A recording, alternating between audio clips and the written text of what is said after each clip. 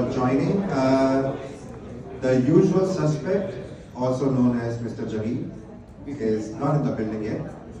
So he's coming around here, and then some people are in there having a meeting.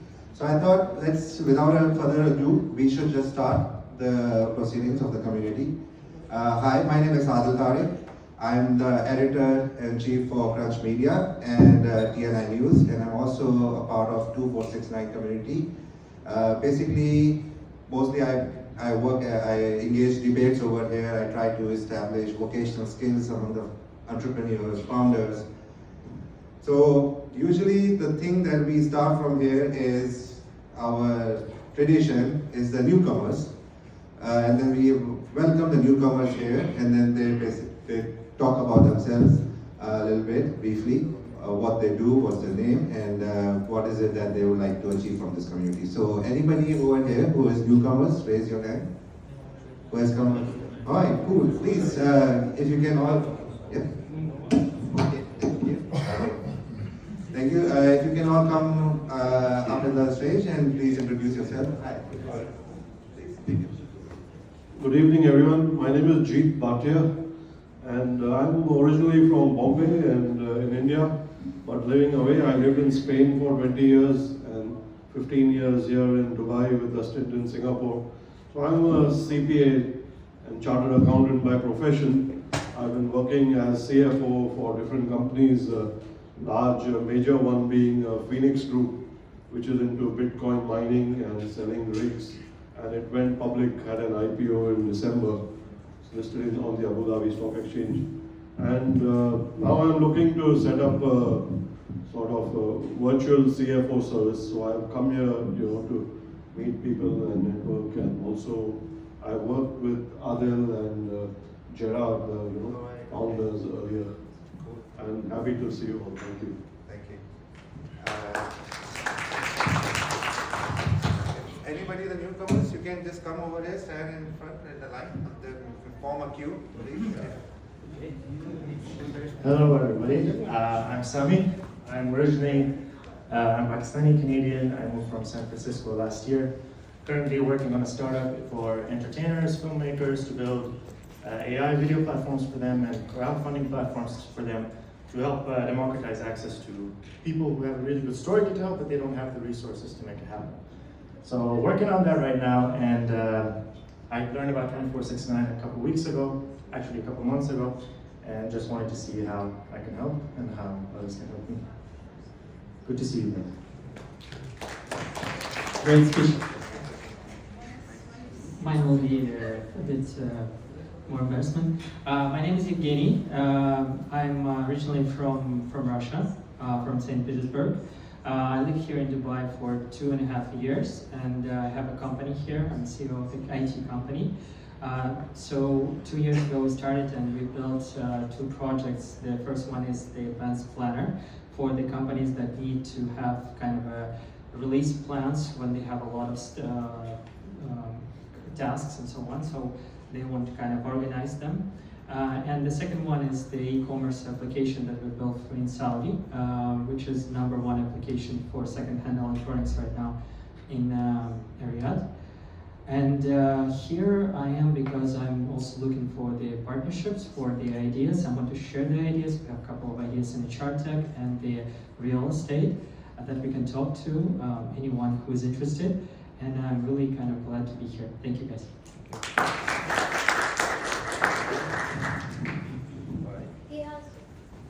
Hey, I'm Mahmoud from Egypt. I'm actually AI engineer. I have experience.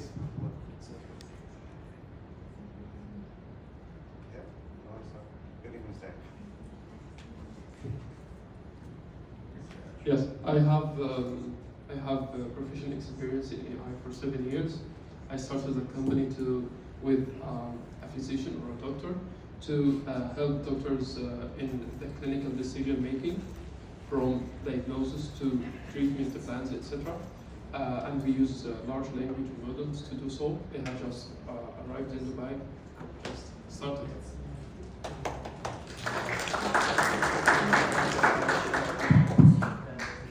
No, it's not working. So I think we should just have one mic. Hey everyone, I'm Anas. I'm Syrian Turkish. I've moved to Dubai 4 months ago. Been in tech sales for the past 5 years, working with early stage and Series A startups. Worked with different industries in sales intelligence, and worked with MongoDB for a while. And I just moved into Dubai to explore the opportunities here. Currently working for a company called Astrolabs as a GTM advisor. And I wanted to just to get to meet more people and get to know the Dubai community more. And yeah, good to be here. Hi, good evening everyone. My name is Jiten Alwani. I'm from India. I've been in UAE for the last 7 years. I have worked in various tech sales roles in the last 7 years. Currently, we are building a platform called Slayroof, where we are connecting residential apartments, basically owner association management companies with coaches. So basically, if you see, people want to get fit, but the challenge is that the sessions outside are expensive. So what we do is we bring local vibe and trainers to the local apartments. So thank you all. Anybody else who are newcomers, please, yeah? Don't be shy if anybody back there is there.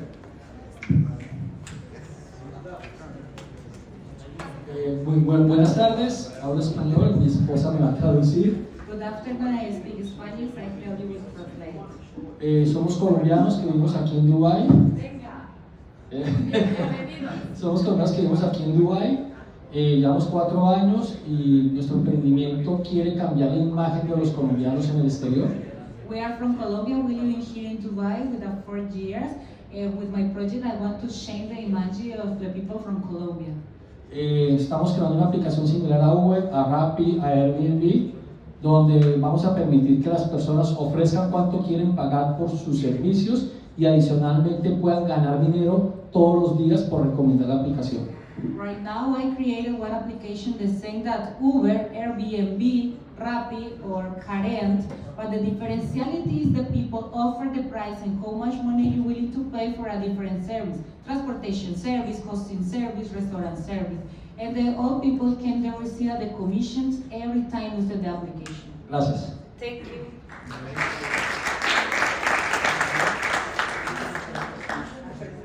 Thank you so much.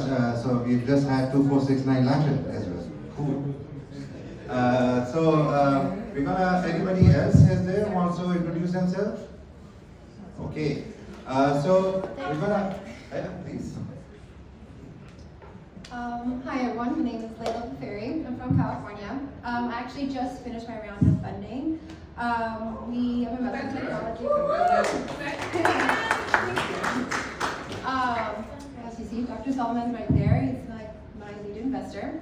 We're in medical technology, so hopefully we'll be launching in hospitals all throughout the MENA region, making machine washable bags, as well as launch in North America, consumer and everyone in healthcare over there.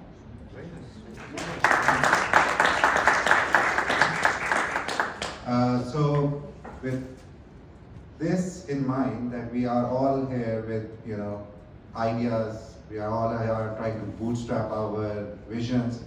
One of this, we have with us very interesting 3 gentlemen who have come from all the way from United States. They are doing a very interesting project.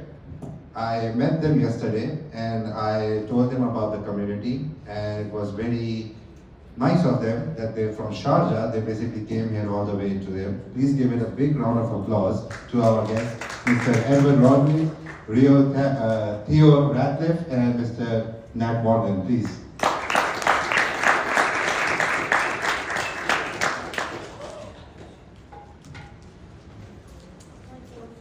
So I just want to introduce them. They're basically initiated, they started it already, the company. It's in US. They convert plastic waste into energy, into fuels. So with that, Edward, I am going to share this to you. Please tell us more about your company, please, and then we're going to talk more about it. Hi everyone, very nice to meet you all. Name is Edward Rodriguez. My background is I'm a quantitative risk analyst and a financial engineer. our company turns plastic into sustainable aviation fuel and garbage into energy. How we came about to find this problem was actually not directly through the recycling. As a financial engineer, I was recommended by a large investment bank to create a financial structure for a large airline. And while creating the financial structure, I discovered that that airline was consuming 2.3 billion gallons of jet fuel a year. After seeing that and finalizing the financial structure, I started doing research in the whole industry. US alone consumes about 17 billion gallons of jet fuel a year. Now, all of the airlines worldwide signed an agreement that by 2050, they will all be sustainable. They were given the choice to either fly less to reduce their emissions or to become sustainable. They all chose to allegedly become sustainable by 2050. Now, in the US case, there's less than 0.1% of the jet fuel that is used today comes from sustainable aviation fuel.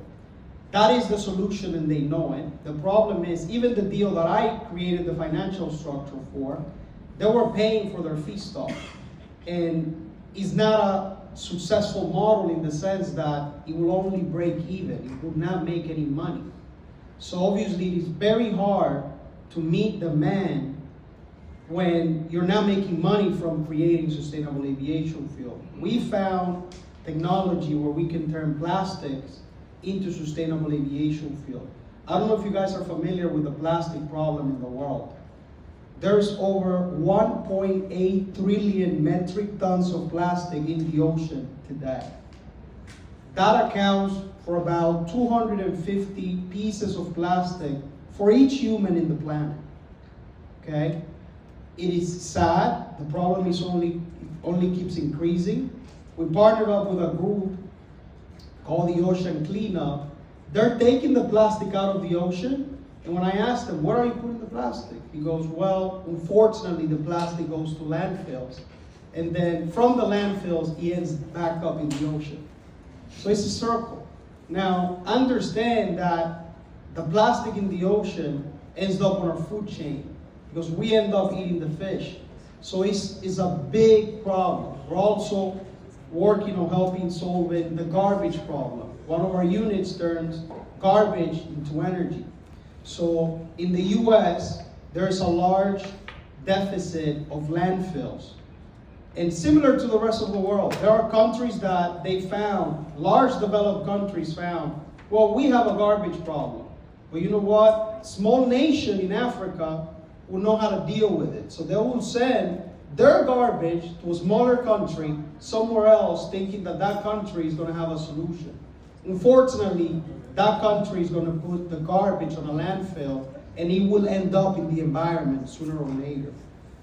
One of the things that our technology and our company can do is we're using technology that's been used for years. The difference with our tech is the manufacturers have been able to scale it. So our plants can process each unit 250 metric tons of garbage a day. That's per plant, okay? So that means that in a facility that we have a plant, we'll be processing around 1,500 metric tons of garbage a day, 720 metric tons of plastic a day. Understand that the reason our model is successful is because we get paid to take that garbage and plastics. I will let Nate talk to you guys about his family and the problems they're facing and why for them what we're doing is also a big help. Hello. Thanks for everybody coming today. We appreciate you being here. My family owns approximately 18 garbage companies from Chicagoland down to Florida, east of the Mississippi. In Chicagoland alone, we have a demand for over 10,000 metric tons a day. That's a lot. So finding a way to avoid the landfills just in the Chicagoland area would be beneficial to the planet and the environment and to children. The plan is now, because of the state of Illinois, it will be at capacity for all permitted landfills within the next 7 years to find a sustainable model.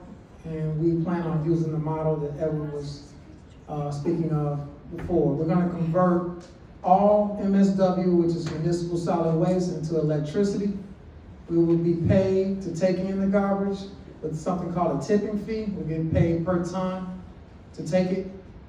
And then we will sort that garbage, separate the plastic from that garbage. We will also be paid separately from plastic companies, companies that you guys know of and use, like detergent companies. Even if the detergent is unused and brand new in your house, if you throw that in your garbage can, that garbage can automatically gets determined as hazardous waste. It's not regular waste, it's hazardous. It's clean if you're using it to wash your clothes. But legally, if any of that detergent touches any of your other garbage, it's called hazardous waste, because once it gets into the ground, it contaminates the groundwater. So what we plan on doing is taking the soap out, recycling the soap, selling that, and we'll take the plastic, convert that into aviation fuel, sustainable aviation fuel, and we'll get paid for that as well. Our model allows us to get paid for everything that we bring in that's bad for the environment per ton, and then we get paid again after we remake it into something clean and helpful for the environment. The sustainable aviation fuel reduces CO2 emissions by all aircraft by 80%. That's a lot. That would change the globe as far as how much healthier the air we breathe would be. The facilities also allow us to make other fuels, gasoline, any type of fuel you've ever heard of, we can make it out of that same oil. It's just a refining process with different additives, but the true need that has the most impact for the planet at this time would be sustainable aviation fuel. Theo, do you want to add to it? No, I'll just speak on, my involvement really with this team is to make them look good, That's the whole purpose of it. No, so I'm Theo Ratliff. I played 17 years in the NBA on several different teams around the U.S. And one of the main things that I'm even more proud of is I was a big part of the Players Union. And I come from a service family. My mother, we grew up in the church, we serviced elderly, we did everything in the community. So community has always been a big part of who I am. Every city that I played in, I was very involved in the community and servicing, working with kids, working in the community to make the community better. So this opportunity came to me, especially after retirement. This became a passion project for me. I helped bring the team together. So I knew, I got to meet Edward here actually in Dubai about 4 years ago at a family office event in which we were pitching another company that we had before. And I went to him personally to understand what his business was and what he did as far as with this quantitative analysis, risk analysis purposes. Through the process of learning about the Delta airline and the insufficiency of the SAF that they have available, we went out to seek out opportunities in this area, in which I ended up meeting Nate and learning about his family and having the ability to bring the intake in with the garbage and different things of that nature, and understanding about how to turn the pyrolysis oil into the SAF and the garbage into energy and all these different things of that nature. So I helped to kind of bring this all together. We have the financial guru, and then we have the guy with all the supply. So it was a marriage made in heaven. So that's how I got involved in this opportunity. And we're very excited about having the opportunity to service the people, because like I said, this is a worldwide problem. And we're not just looking to do this in the US. This is something that's global. and we're looking for the opportunity to help people around the world with bringing these plants everywhere we can to help process this trash in the plastic. Thank you so much. So Edward, you've been here. Let Edward have the mic, because then I'll have a talk with him. So Edward, what do you think? You've been here in Dubai. You've been here in UAE. What is it that you are looking for this place? Is it the partnerships? Is it the investments? Is it what are the most important things that you are trying to create the opportunities here for? So the reality is, and we had this conversation internally with our board. We need $802 million to do the first 2 plants. I already have 640 of that, single-handedly, because of my background, right? So I was able to go to a large financial institution that I have done a lot of work with, show them the financial structure I built, and FYI, one of the financial structure I'm using, because I mixed two to make the deal a great deal, is a financial structure that I built for a client of theirs. Okay? So I asked them permission, because when I build a financial structure for a financial institution, it's theirs, it's not mine. I build it, but it's theirs. So I told them, I would like for you to allow me to use this financial structure for a business I put together. Because the reality is, I feel like this is the best financial structure for it. Now, the reason I didn't collect all the money that we need from my own sources is because I didn't want it to be only a corporation that was about the institutions, right? I wanted to be able to say, hey, regular people can invest even $5,000 into what we're doing. Because at the end of the day, it's not just the money. What we're doing is needed worldwide. There might be someone that signs a $5,000 check, and yes, that $5,000 check, day one, based on the financial structure I created, is about $30,000. Day one of the investment. Not only that, that $5,000 will make 3.5% interest on their money for the first 3 years, risk-free, through a financial structure with JP Morgan that doesn't cause any problems or affects the cash flow of the company or the money we raise. Okay? So understand that this is using financial structure at the highest level, and being able to say, yes, you only got $5,000, but maybe that person knows somebody in country X that can get us access to fix the problem in that country. So, with this 162 million, which is left that you needed for, are you going to create these trusts? And this is why you wanted to bring in your financial innovation to combat this issue? So the plastic problem is worldwide, right? Even here, there's a company that we're talking to here called BIA. They currently today have a garbage to energy plant. But their plastics, they're literally getting rid of it and having to pay to get rid of it.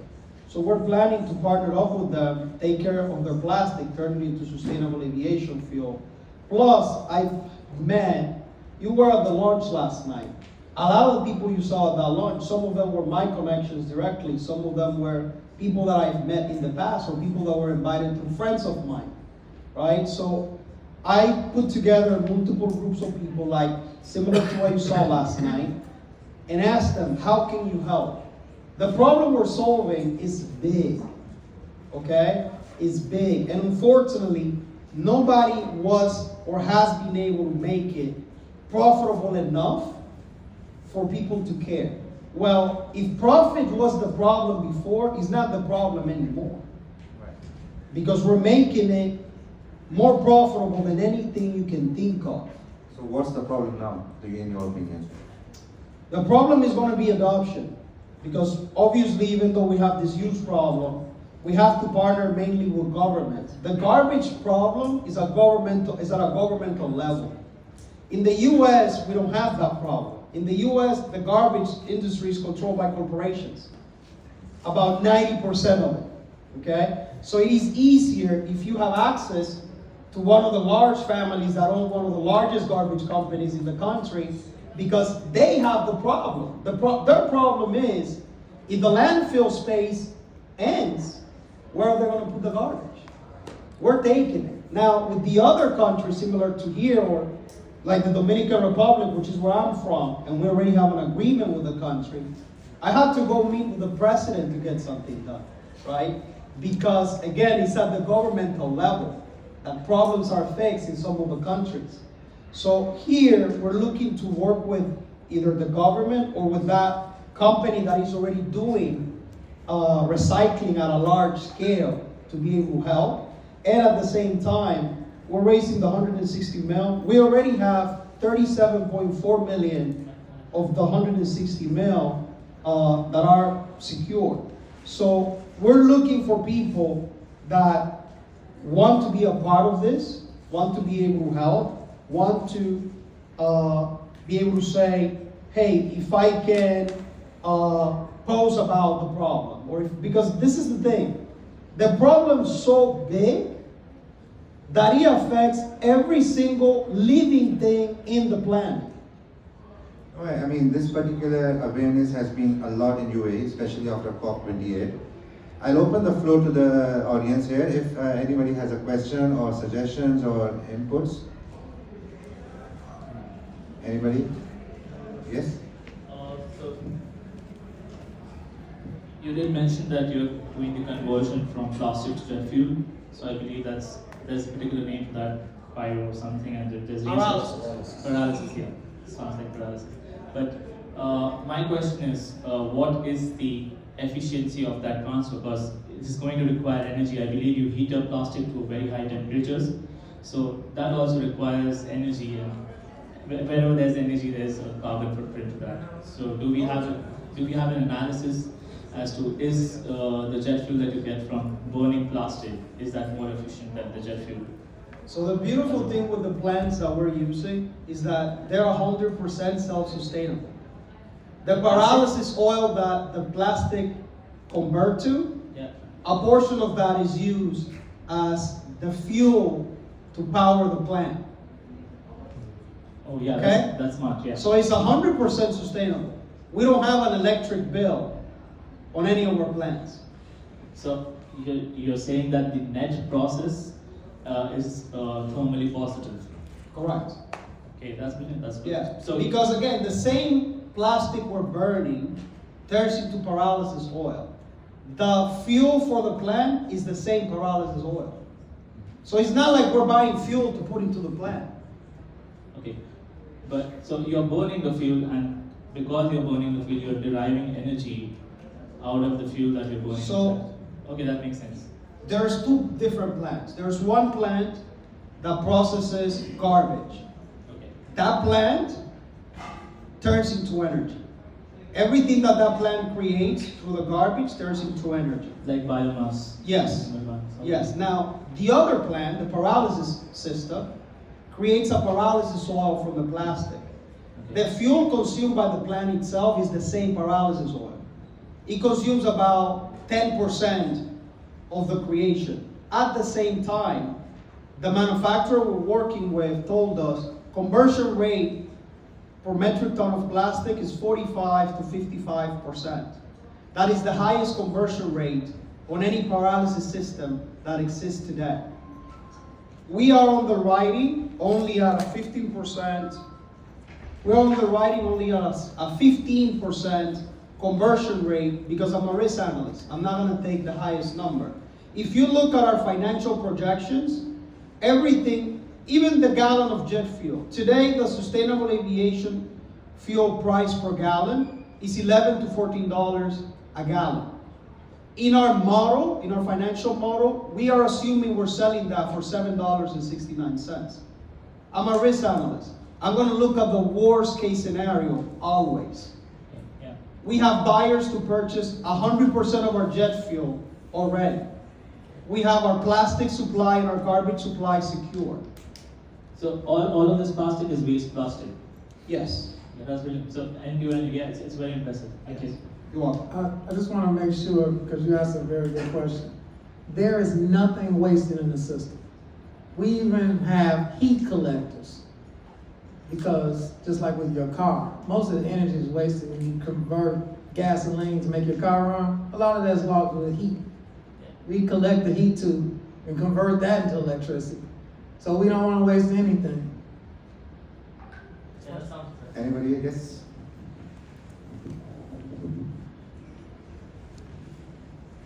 Thanks so much for telling about your amazing startup, and I have a really interesting, maybe I just missed, I don't know. So how many kilos of plastic and garbage are you burning, and how many kilos is the rest that you can do nothing with it?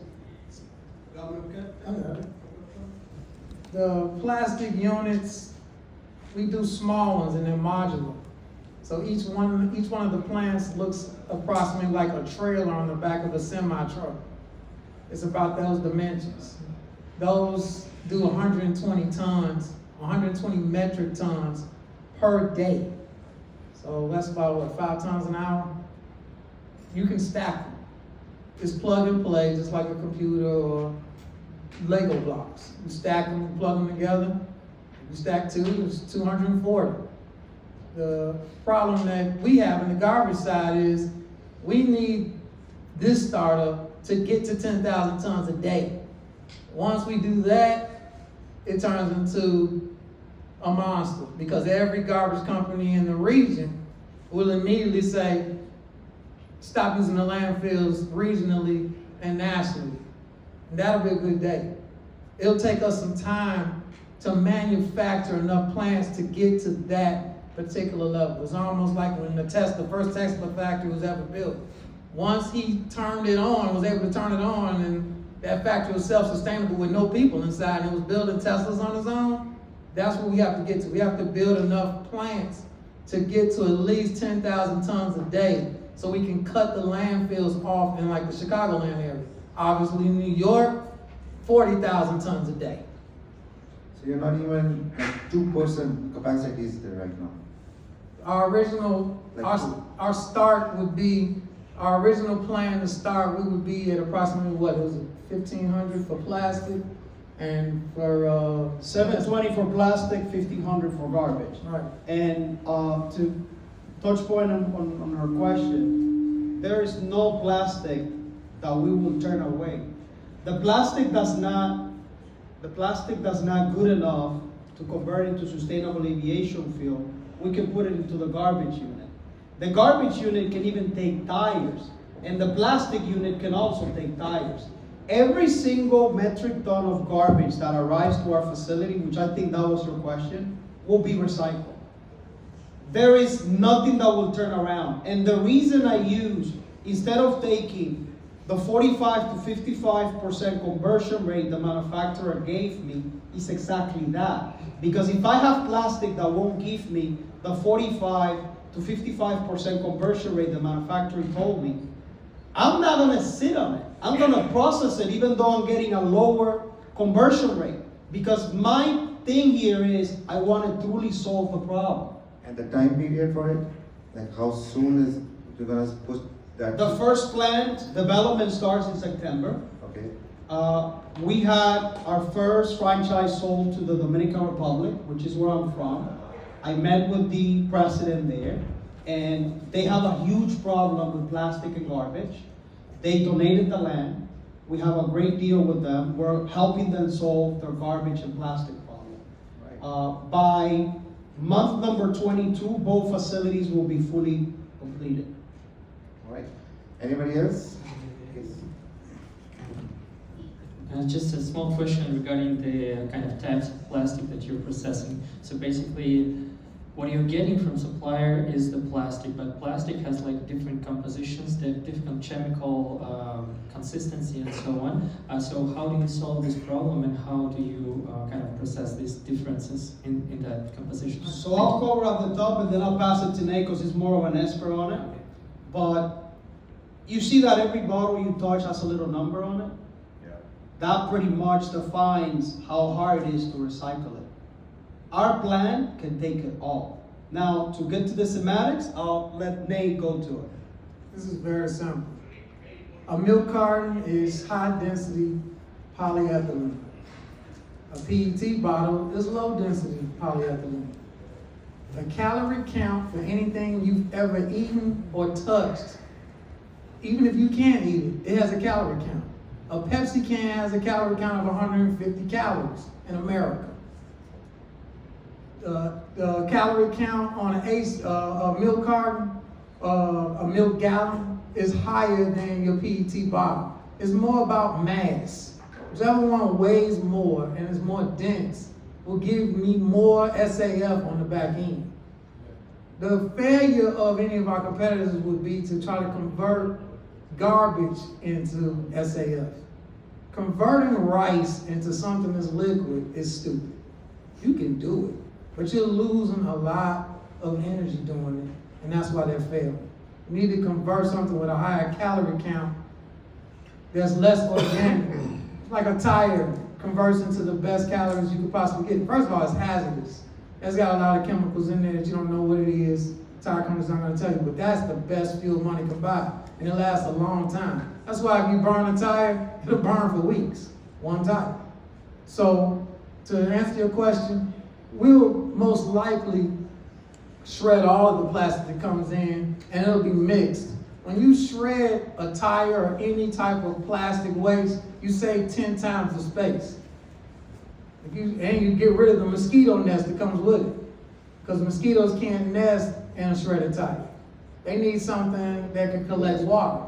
And in America, especially in New York, New Jersey, you have mosquito nests that are so deep, they have the tires stacked 10 feet high and for acres. So we first shred everything. After we sort it, we shred it, we separate the storage, we pelletize the MSW in one storage area, and then we pelletize and have the plastic shredded in the other area. It's all mixed.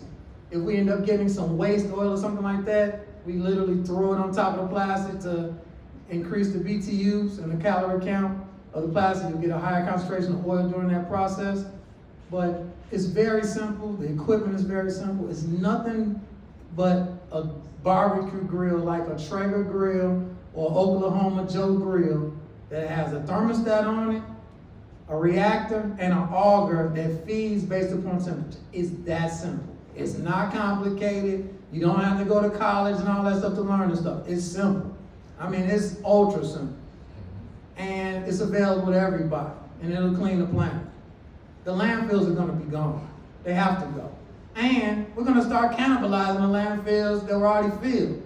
After we go and we can get rid of the demand for human consumption, was ever increasing as more people continue to fill the planet.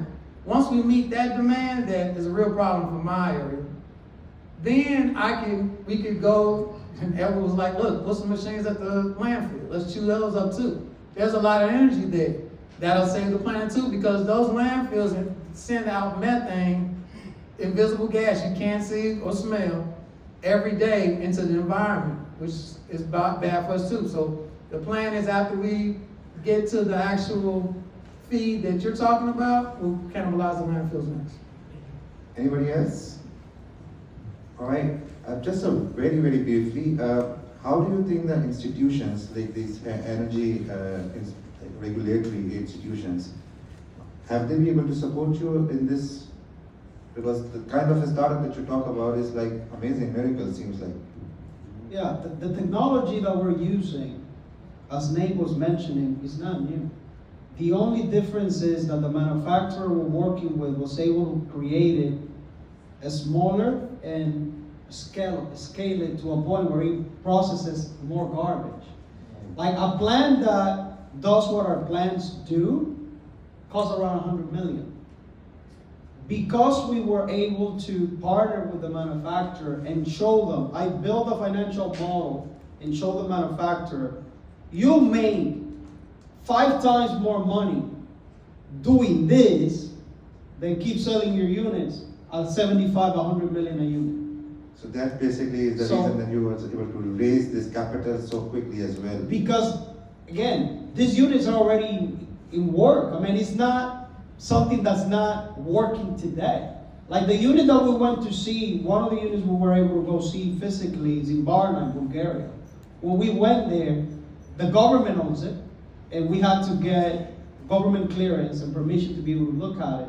But we looked at the process for a 48-hour period. We saw the pyrolysis oil, we saw the plastic going in.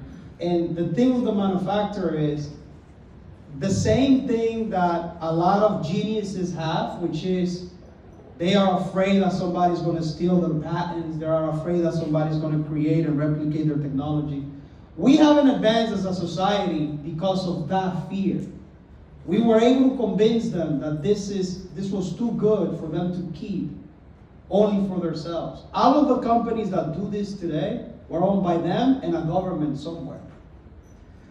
Well, guys, I hope you enjoyed the conversation, and it's a very interesting startup. I think they have sort of, I'm going to use the Theo's jargon, they have dunked it from a three-pointer, I guess. Right? Thank you so much, everybody. Thank you, Edgar, Theo. Thank you so much for joining us. So, pitch process? Oh. Okay. Who's? Yeah. Let's do.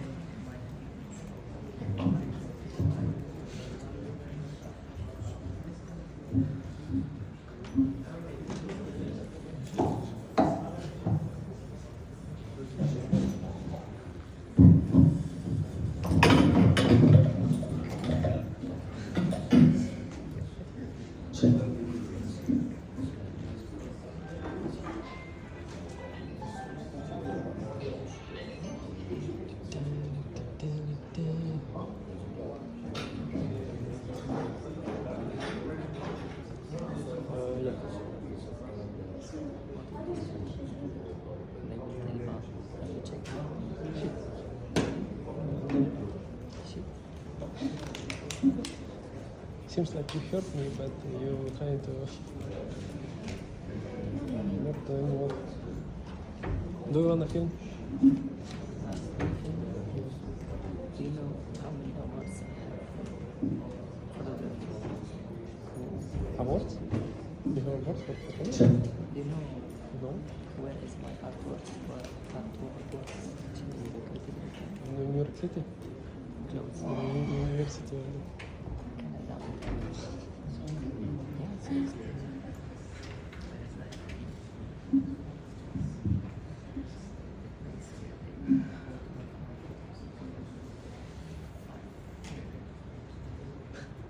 It's called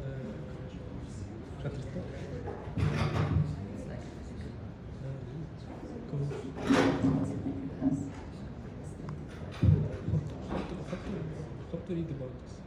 Idea? Something legacy. All right, there we go. Guys, give a clap for this platinum. We've been working hard all day. He's probably the hardest working person I know. So thank you, brother. So welcome. My name is Ali. My partner Ankit. And my partner also Jessica. And we're here to speak about Bookie, which is an AI-powered digital platform, which is a fintech application. So basically, Bookie, for those who are non-Arabs, it means wallet in an Emirati dialect. It is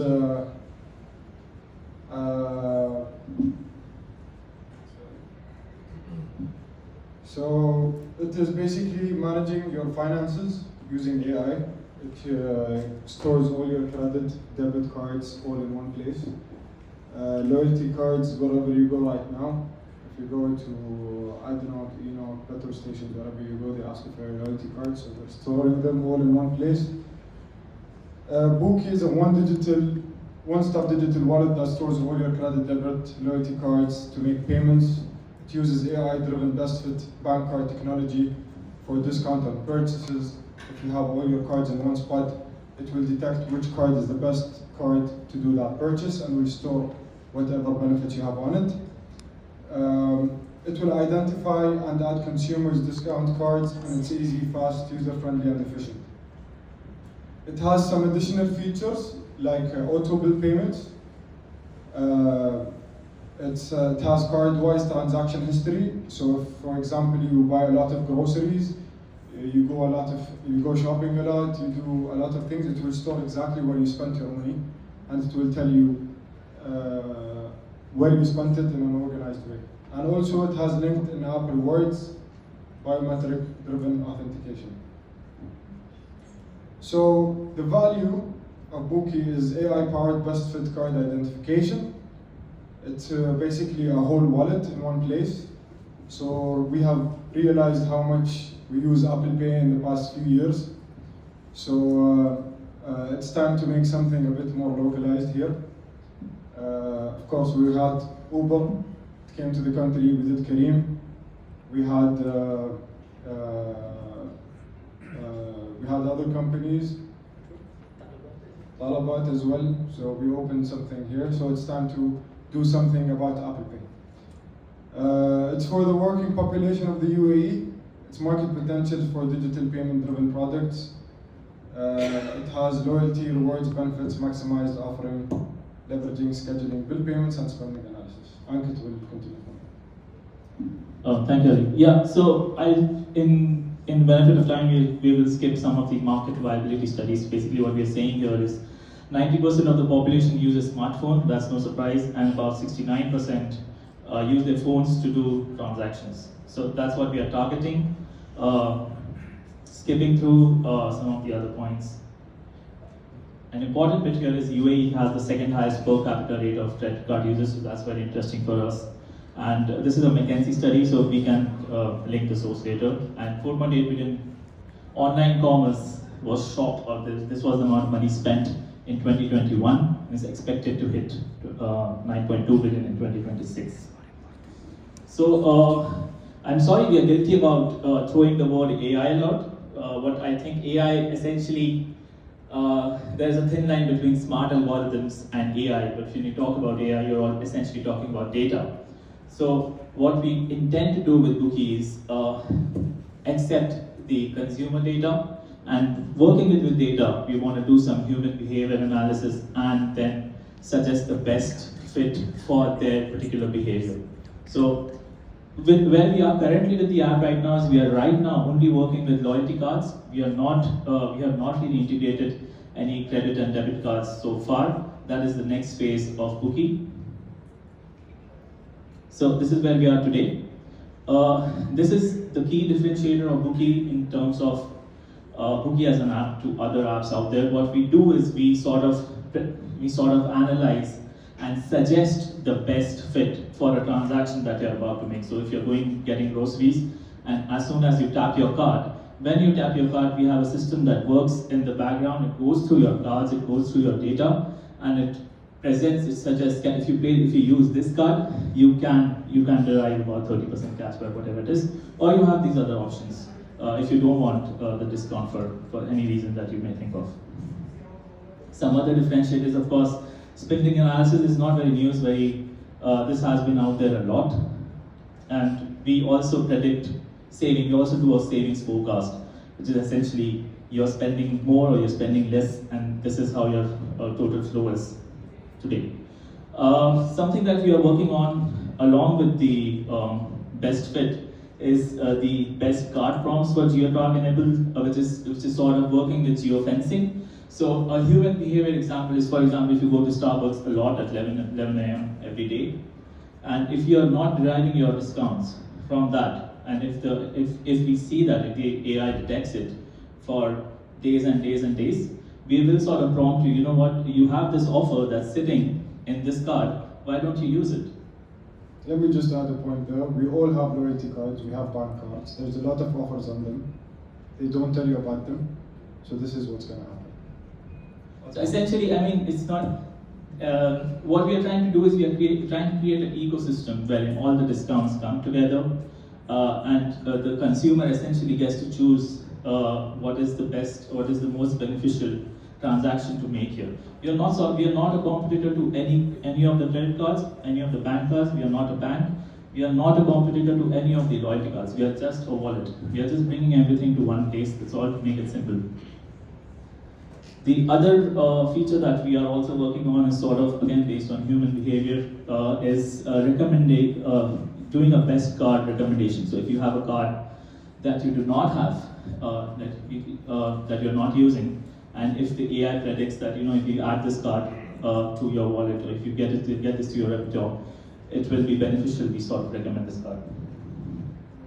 Moving through some other key differentiators, which is rewards and one app for all payments. So these are some demo screens of the app. This is the next version. The live version, as I said, is the one that I showed earlier, which is only loyalty cards.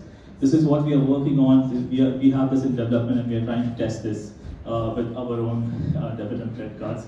We are trying to work through the data protection GDPR laws to ensure that we are following all banking and government regulations, because data is very, very sensitive, and we want to keep it as safe as we can. I wanted to talk a bit about the business model canvas. So the key partners for us is, of course, going to be the third-party FMCG and also the database host banks. It's very important that we get in touch with them. We are in discussion with some of them. We hope to get in discussion with others. Cost structure is, of course, we are going to have. The revenue streams that I think some of you would be interested is, we are working on a payment gateway commission. So with the cards that we do suggest, and if there is a transaction that goes viral, it's sort of like affiliate marketing, same concept. And we are offering, we offer listing fees and in our partner deal, and maybe data monetization, but most likely not. Depends a lot on regulation and how the market perceives it. The signature move of the app is human behavior predicting what is the best transaction, or how do you handle your money in the best way. Yeah, we can skip through the stakeholder management all the time. Oh, okay, thank you. Yeah, that's the last thing. Sorry, we're running out of time. So we have a live version. What we really ask for is sort of feedback of, if you want to download the app, please do. And you can just add your loyalty cards there for now. Please get in touch with us and give us honest, brutal feedback. If you hate the app, please tell us so that we can improve it. Thank you, that's it. Thank you.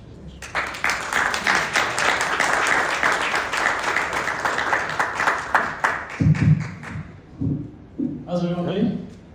It's a silent audience, huh? Everyone is very interested. Who wants to come up and roast them?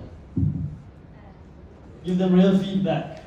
One thing I can tell you is that the last part that you said, data monetization, that's a huge... That's risky, we don't want to do it. Even if you tell me that you're just going to do it, you may do it, that's already a red flag.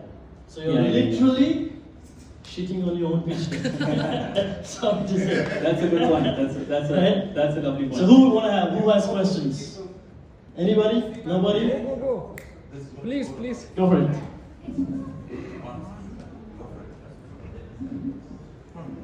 All right, so unfortunately, you are behind. Yeah, there's an app. Yeah. Okay, so first of all, if you told me you had a bank from here that was hacking you, or at least you had a Visa or MasterCard charter, I would say yes, do it. I'll give you an example. There's a company from, and you can Google this. It's a company from Israel called Obit, O-O-B-I-T.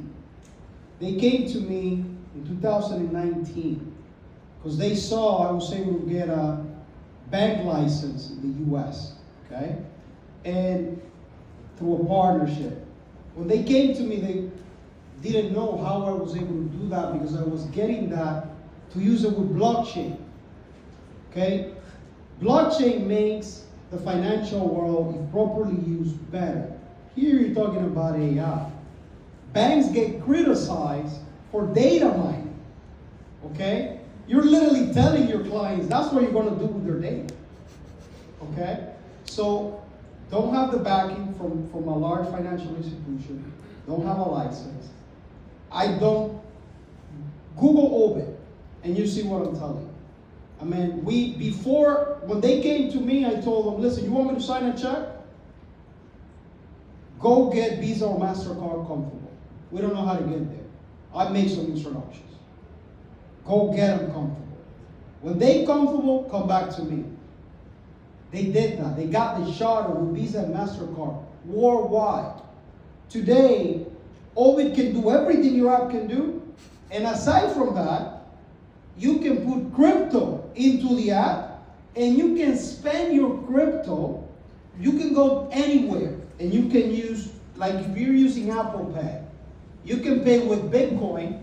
And when I get debited Bitcoin. But you, the person I'm paying, will receive fiat. This is working today in over 25 countries. So, man, I get it. It's nothing new there. That's the main challenge. It doesn't have to be new. Where did you say it is? Rost. From Israel. Okay. We're fully licensed in the UAE. Is it fully licensed? Yes. Does it exist here? Yes. You can download the app today. You can go to pay whatever you want to. You can go buy gas and pay with Bitcoin tomorrow using our tech. Yeah. But do they have the loyalty programs on it? Yes. Do they? Yes. I'm going to speak to you after video.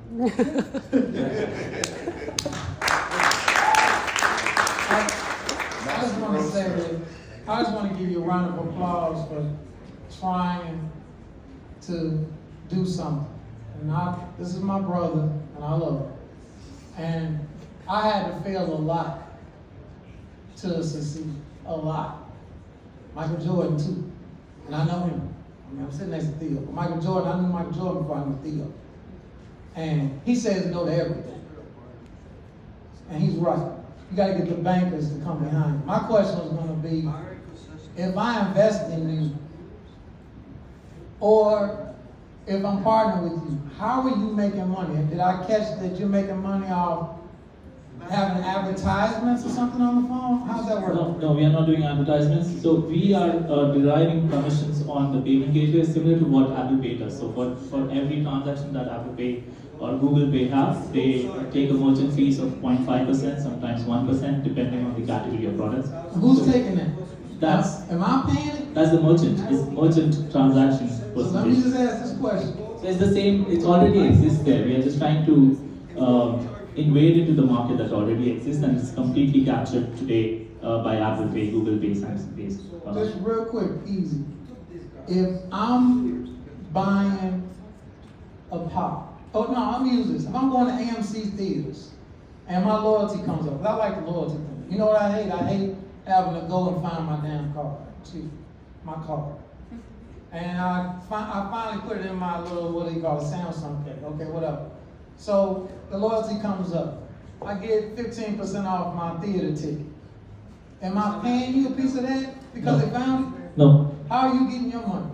So we are taking the money from the bank, because the bank ultimately is making a transaction, because you were going to make it from A card, but we recommended the card B for this particular transaction. But you don't, but like my brother said, you didn't run a deal with the bank yet to allow them to do that. Yeah, so of course that is a hurdle that we want to cross. And I said we are not pitching here for investors today. I'm sorry we did not. Probably should have started with that. What we are trying to do is we are pitching for feedback. We are doing a soft community launch. The app is not live. You cannot use it. You cannot add your credit card, debit card in there. You can only add your loyalty card. What we want to do next is, right now there is no app. Maybe there is Ovid. And so when we did the market research, we did not find loyalty cards or loyalty programs on Ovid. We are going to do that right away as soon as I get through this. But the loyalty cards in one place is something that truly does not exist in the UAE market as of now. And if you are running around with 15 loyalty apps, Bookie can at least get all those apps together for you. I just want to say I appreciate you standing up here. It's not easy to stand up here and take criticism from anybody. So I want to say I appreciate. I'm gonna give you a round of applause anyway. But you have to convince that bank to give you a dime for allowing AI to tell you about a loyalty card. Because I don't want to pay the bank a fee anyway. So that's the thing. Like, if you look at what we've done with this company, with Ovid, is actually try to reduce the fees. You see, you're trying to monetize from what, have a sharing agreement to monetize from what the banks already make. To be honest with you, at the beginning we were losing money. You know why? Because we created a system, and I was just explaining it. We created a system that if I'm here and you're in India and I send you $1,000, we don't charge you anything for that because we're using blockchain, right? So worldwide, there's a company called Western Union. What Western Union does is, if you want to send your friend $1,000 in the other side of the world, they're going to tax you between 9 up to 17%. If you ask me, that's a rip-off. Okay? So that's why in our app, we don't charge for that. That should be free. Because the infrastructure that they use to do that, if you're picking up the money, doesn't cost them anything. Okay? And they have technology to do it. But again, their model was built in the 80s. I get it, and they still exploded. The real thing here is volumes. If you create a financial system where you can give people freedoms, for example, that I don't have to, the reason crypto hasn't gone up and picked up as much is because a lot of people don't understand the tech. Now we created tech that you don't need to understand the tech. Okay? If you go to use our app, you can go to any store and you can use it and pay as long as Visa and MasterCard are accepted there. I don't have to explain to the retailer that I'm paying them with crypto. There's a ton of videos for people in Europe because we're also in 14 countries in Europe posting videos making fun of the retailers. They go in and say, you accept crypto as a form of payment? And they go, no. They go, okay, can I try? And then they go and tap and pay, and they go, yeah. Oh, I didn't know we accepted crypto. Because we're using NFC tech to pay. So you have to bring in something, not just... So are you using NFC tap to pay on iPhones? Visa and MasterCard. No, but you have a card that goes into the Apple Pay? No card. Visa and MasterCard network worldwide. That's it. We had a charter. Now, per country, we have to find, and that's why we're not everywhere yet. Per country, you have to find a bank, a local bank in the region that will support it to create that card, right? Because even though it's digital, there is a card behind it. Oh yeah, so let's go. Thank you guys, appreciate it. This is the destroyer. Super. Thank you, everyone. So who's next? Right here.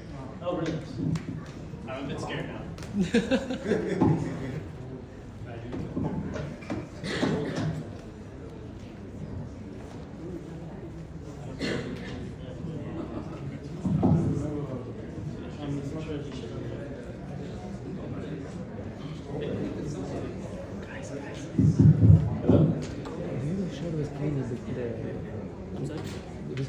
The screen, the names of your name, your partner, startup name, and I will post it on social media.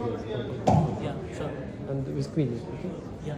But every person name, because I will take the person. This is about the person. Yeah.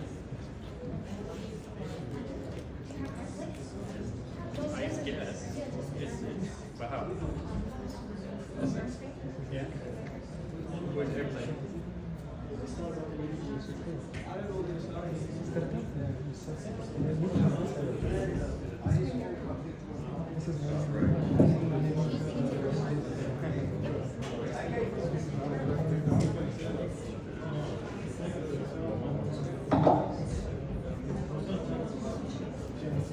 That's training.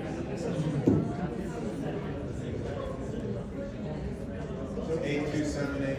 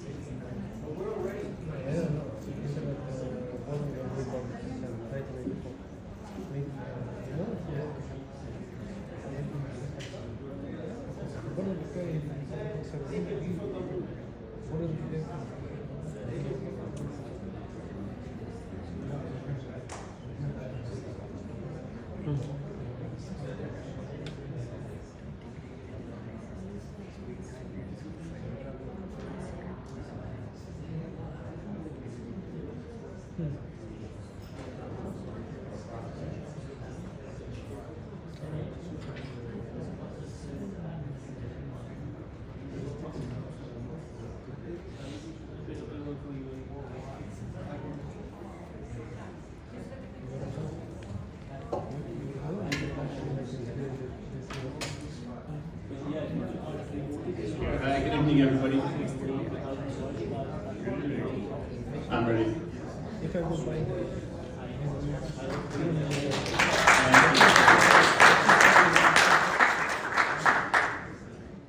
Okay, so I'm going to tell you guys a little bit of a story.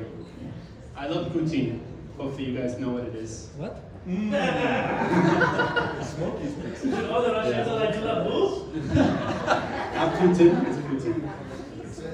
And I always wanted to open up my own poutine restaurant here in Dubai. So I did a rough calculation on the financials of what it would cost me during my operation.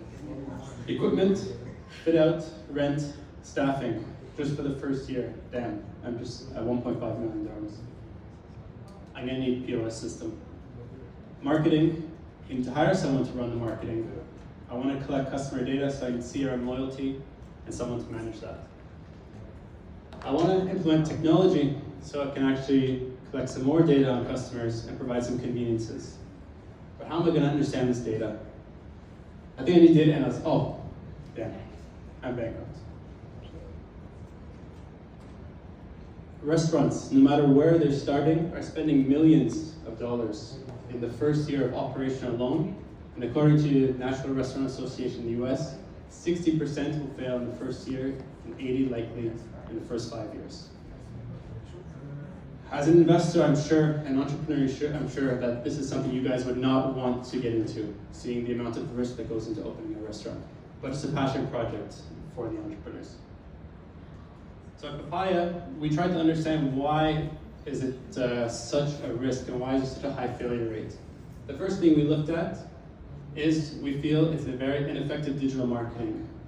Hundreds of billions are spent on digital marketing in F&B globally. Plus, we have the data, the tech that restaurants currently use is extremely disconnected. Yet, restaurants are implementing about $140 billion in tech annually, and this is globally as well. The current solutions out there are complex. They require a lot of know-how.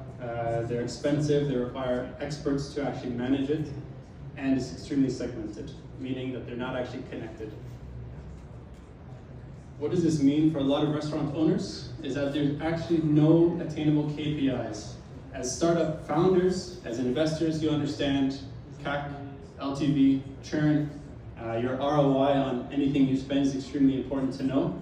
Restaurants, most of them know none of this because it's extremely expensive to get started and to have the proper specialist to get it right. So this is the current landscape for restaurants. You have all these different verticals, touch points that customers are going through, and extremely segmented. Different companies are masters in different areas, and restaurants are having to use these different companies along the journey. And of course, you can see here, I've also put some of them, especially customer acquisition, requires a lot of experts if you want to do it properly. Marketing experts, SEO experts, even design content creators. So what is Papaya proposing? A solution that's easy and cost-effective for restaurant owners or restaurateurs to become successful entrepreneurs. We want to create an all-in-one solution, a SaaS solution that connects every different vertical along the customer journey, so restaurants can successfully collect accurate data on their customers, analyze it using our AI platform, and derive business insights that can help them increase profitability and ultimately grow their business, create a successful business. So how we monetize, we have several different commercial or monetization channels. I touched on the customer acquisition is extremely important, which we want to be very friendly to the restaurant. So we create a results-driven fee where based on each customer acquisition, we charge them. And then we want to build out other verticals within the F&B industry, such as loyalty, menu ordering and payments, customer retention, feedback platform, and things like that. So we want to build everything, a product that covers all different verticals within the customer journey. We do have a B2C mobile application. Right now it's a freemium model, but we could potentially charge for premium subscription. So just quickly on our addressable markets, we're launching here in Dubai with the fundraising that we're planning on attaining, which I'll talk about a bit later. We think we'll hit market saturation in Dubai probably within the next, after raising 12 to 15 months. that would look as a projected annual revenue of $561,000. After that, we see APAC as a huge market for expansion, which is, this would be the projected annual revenue. And then globally, you know, if we're lucky enough to get there, that's kind of what we'd be looking at as a total addressable market for Papaya. And keep in mind, for the TAM, that's about, maybe a bit optimistic, about 10% of the global market, the F&B market. The team will have myself and my co-founders both have lots of startup experience, and my co-founder, CTO, and myself handle the business development and sales and the product development. Then we have several advisors on board, two of which are, well, one is an actual founder and owner of his own restaurant chain here in Dubai. Another one manages a large sushi chain. And then we have two experts in the tech industry who have founded and started their own businesses. We're looking to raise $500,000 for the next phase. The breakdown is here, but basically I'll put it maybe something that looks a bit nicer. We've kind of are now on the journey for product validation. We're just about to cross into our growth and scale phase, which is where we want to raise the money. And this is where we'll develop the different platforms to expand into the F&B and how we really scale the business. Thank you.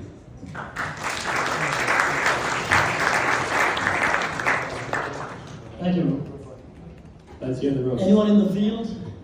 Restaurants? Come on up. Join me. You don't like to come. Do it. Come. Roast. Ask question and roast after. Hi. Hello. I'm not personally from the restaurant industry, but I do have friends who run restaurants. I have two questions. Sure. Number one is I personally didn't really understand what the service does. Like you listed a list of problems, and there was a huge chart, and you said, oh, it's so fragmented, this and that, but then there was a slide that said, and then we're just gonna unite it all, but I didn't really understand like what exactly, I don't know if I'm the only one. Okay. If I'm not the only one, please help more people than myself. So I didn't understand the slide where it all comes together. Like, what if you were to come to a restaurant owner, what exactly would you tell them? Like, hey, I can solve this and that for you. I wasn't clear. So, yeah, thanks for the feedback. That's kind of exactly what I was looking for coming here. I will ask my second question right away, and then I'll go back to where I was, because I'm kind of shy to stay here. No, I'm shy. And the second thing is, from my friends who are restaurant owners, my understanding is that huge failure rate of restaurant is not necessarily because of all of this, but then again, this is something for debate. That one of the super important factors for like restaurant success is location, like how high is the traffic of people passing by. So there's number one. And now with all the talabaats and Kareems and how in general the restaurant industry has been disrupted by delivery, if that addresses that as well. So these were my questions. Thank you. Okay, thank you. So I appreciate that, and I think that's maybe something for me to work on. So how we position so this is an investor pitch. If I pitch to B2B, it's a totally different pitch. Because what we've started with is our very first tool, I would say, which is a customer acquisition platform. So going to a restaurant, this is the only thing I'm pitching. When we get into the details and I talk about the vision, I start to expand. So if you go to a restaurant, whatever it is, and you talk about any one of these things, they'll be very familiar with the products that are involved and what they're used for. But what I've done is how I've segmented my own products. I've built it in a certain way that combines certain modules together so that I can easily sell it to them, sell the idea to them. But yeah, I think that's it. And then the second one was, the second question. Locations, yeah. So it's a good point. There's many different factors. I mean, you can even go down to the service staff as a factor for failure.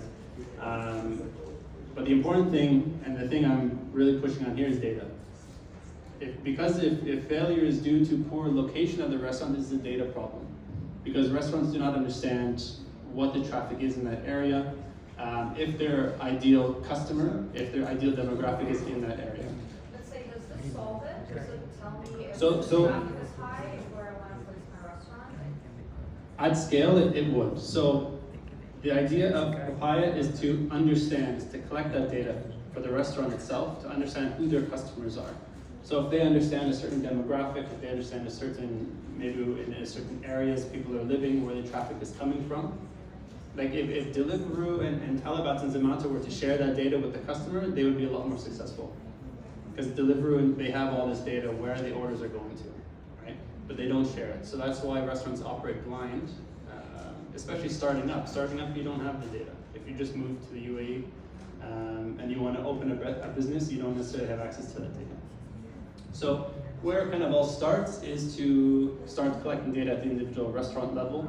At scale, this kind of business model, we collect enough data to make it more of a market analysis. So we can start saying, okay, at Dubai level, this is how the food industry is kind of operating. This is where the traffic is going. This is what people are ordering, and so forth. Yeah, I appreciate it. So my first point was what she mentioned. I didn't understand how we're going to solve this problem. Okay, so yeah. So I understand the problems. Did I clear it up now? No. I'm sorry to say that, but we sit and like talk to each other like, okay, what's the solution? What you bringing like to the restaurants to be? You said like you want that you can make them more successful, right? Yeah. But how? Yes, Just by exactly. How? collecting- Because we understand the data situation, right? Yeah. Even the data is a big question. How are you going to collect it? Who is going to agree to that? Who is going to share to you the data? If a new restaurant is coming to you, right? Yeah. Are you going to collect that data? Or are you going to collect data previously and use that data to help the new restaurant? The No, cycle so is the not data- clear enough. Okay. Right? And another problem is marketing and customer acquisition. How are you going to solve that problem? Marketing is a very complex problem, right? And solving that, Why is it complex? it's different everywhere. Sure. Basically different, and how people react to your marketing campaign, there is no pattern to it, right? Which is justifiable. No, we right? don't There do are so marketing, many factors that affect your marketing campaign. And So- it is so very to difficult be- to get all that data together, and especially using AI, because that is, I know for a fact that is difficult, because I am a data To scientist. collect the data. I am a data scientist. So I know for a fact which is a huge problem, and technology right now can maybe predict some of it, but you cannot guarantee anything. And definitely.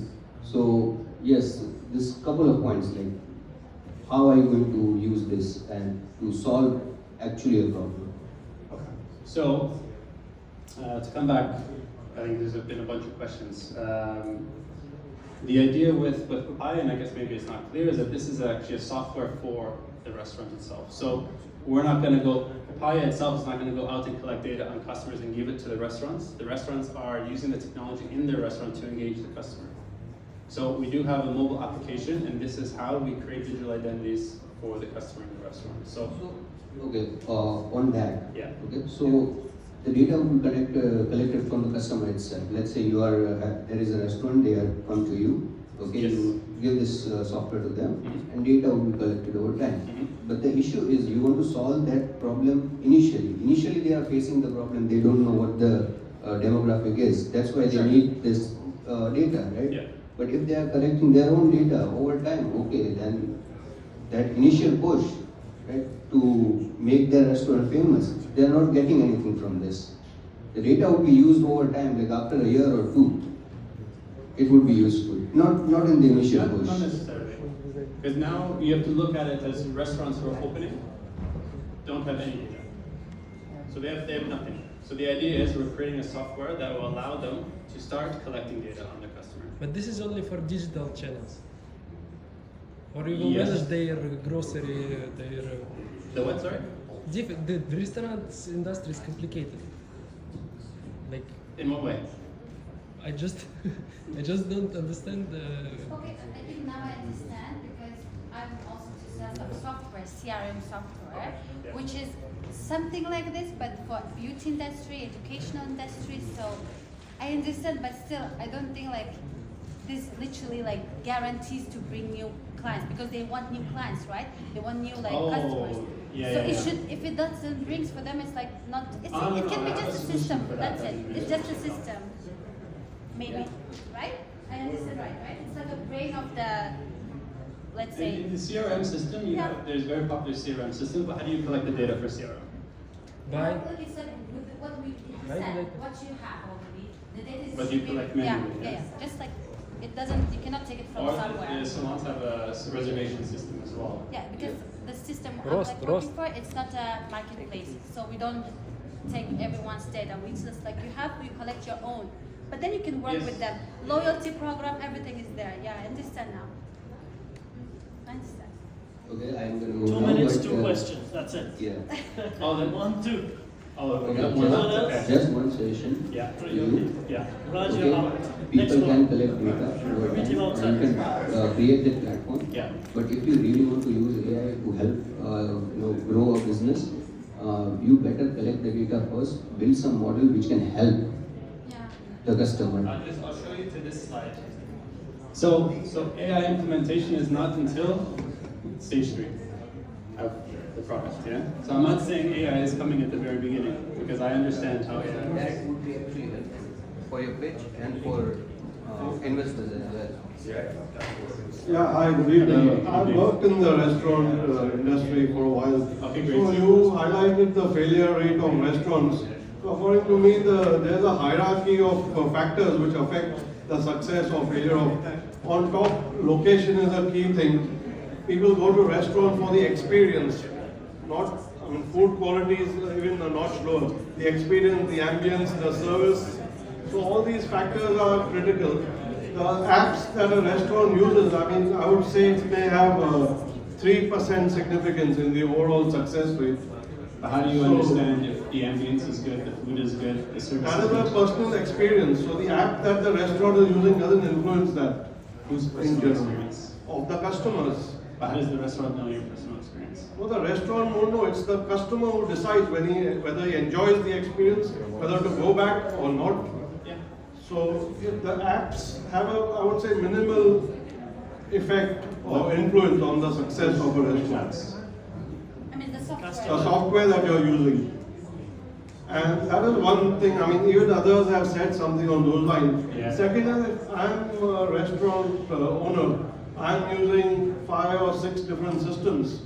And somebody comes along and says, okay, my one system will replace all your things, whatever 5, 6. I would be a bit hesitant to discard 5 or 6 different systems and, hand over my work to one. I mean, it would make me insecure and I would be hesitant.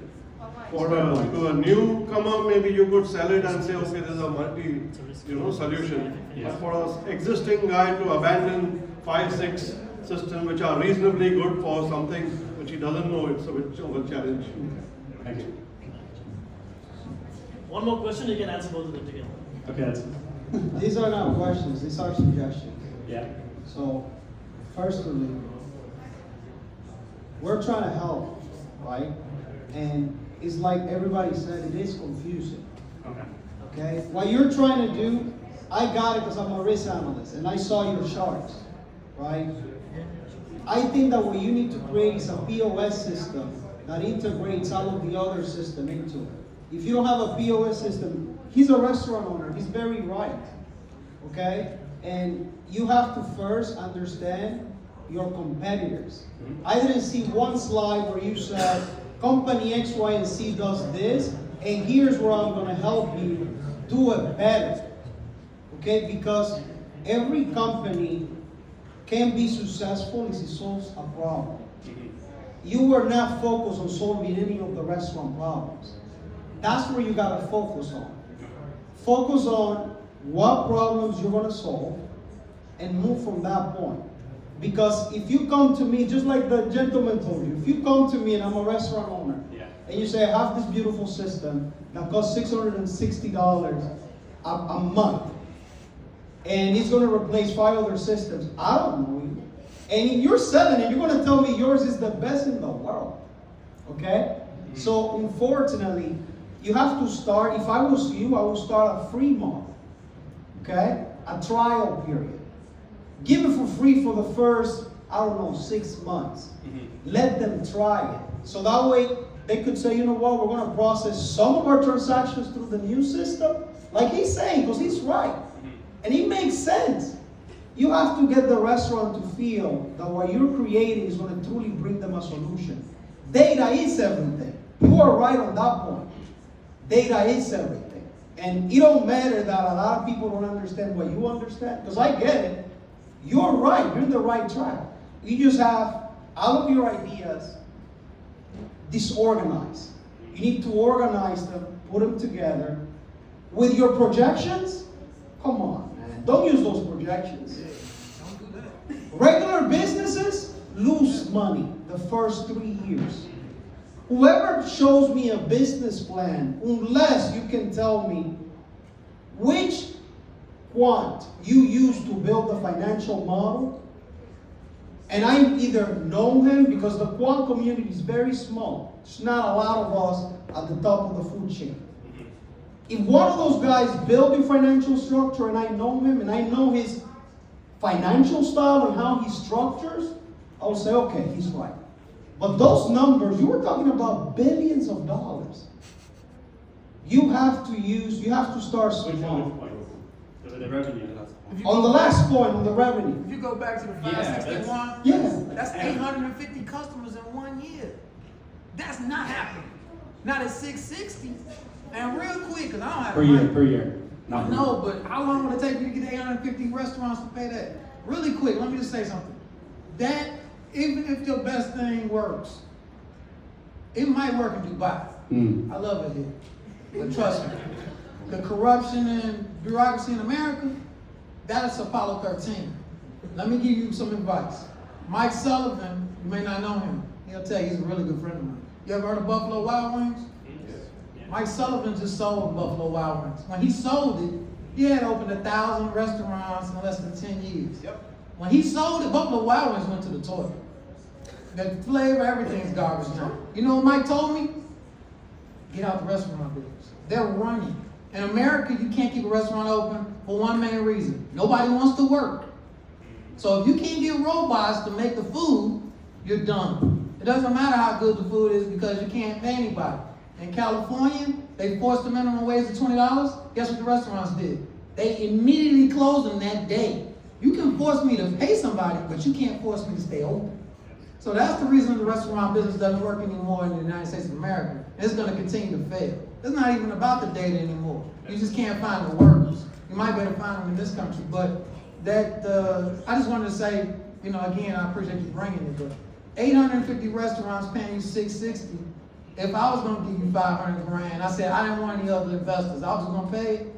I'm trying to figure out how soon you're going to get those 850 customers to give you $660 a month. $660 a month is a mortgage. A year. It's a car note.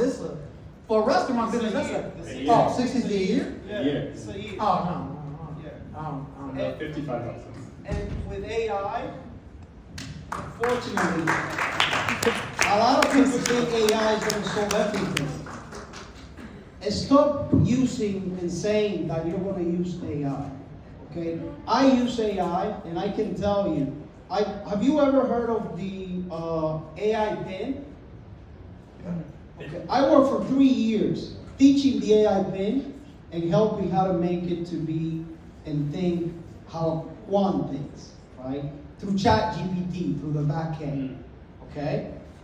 And I can tell you, to make AI do the things that you truly want exactly, you have to be an excellent prompt writer. You need to be able to communicate with it very clear. There's not a lot of people that can do that yet. So I will take the AI part out of it. Because if you come to an investor and you say this is an AI-based thing, you're not truly using AI yet, take it out. Don't have it there. Because in reality, you're right. You're in the right track. Organize yourself. Think of how you can give this thing for free on a trial basis to restaurants. Show them how they're going to make money and you're going to help them. You can build a successful company. Appreciate it. Thank you, guys. Okay, everyone.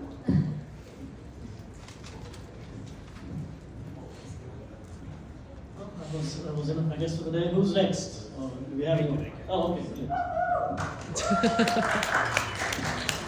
Thank you so much. Thank you. Don't worry.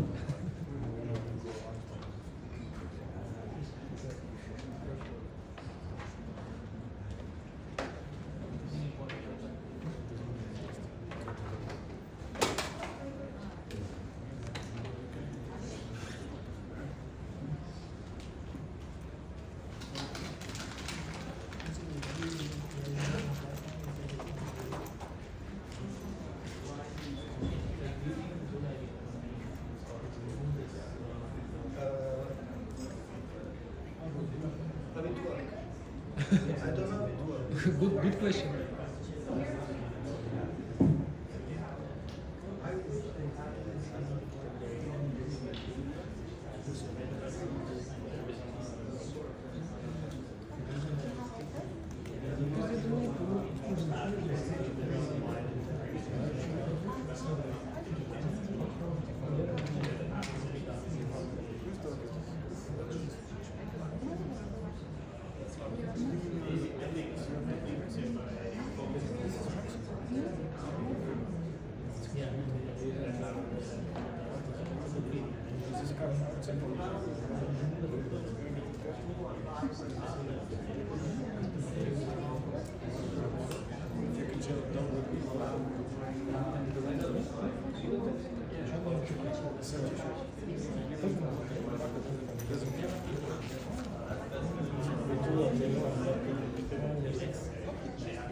How many beaches per day?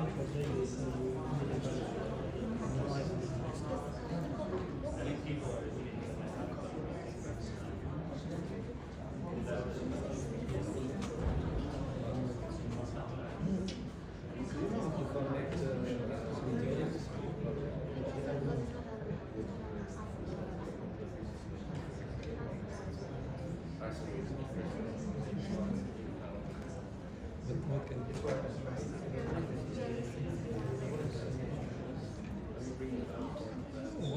No, I love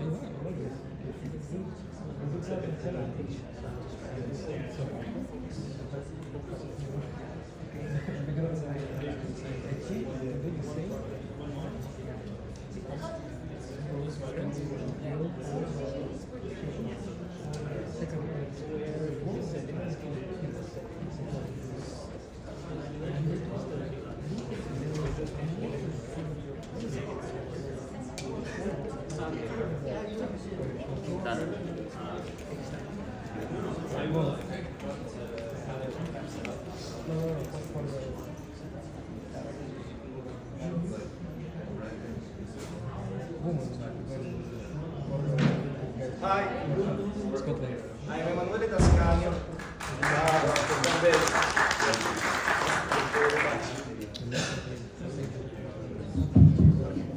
Okay, so I don't speak. I'm Emanuele Tascagno. I'm an artist. I'm not a startupper at the moment. Okay. And I'm here to present, to show you a project that is based not on a need but on an intuition that comes from my field. I'm an artist, 20 years old in the market, and I expose everywhere in the world.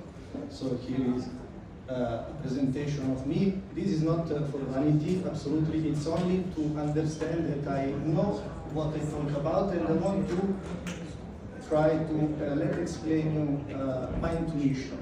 Where come from my intuition and why it's developed in that direction that now I will show you. So this intuition is based on four fundamental assumptions. Sorry for my English. That are super simple and everybody of you already experimented. And I'm super sure about it because all of you are here. So, what is beautiful and attractive captures us. That's true or not true? This is true. It's simple. This is the first assumption. I use this assumption on myself when I start to work. The assumption number 2 is we reject what is ugly and boring, right or not? It is, I guess. These are 4 pillars. The beauty always astounds us with positive emotion.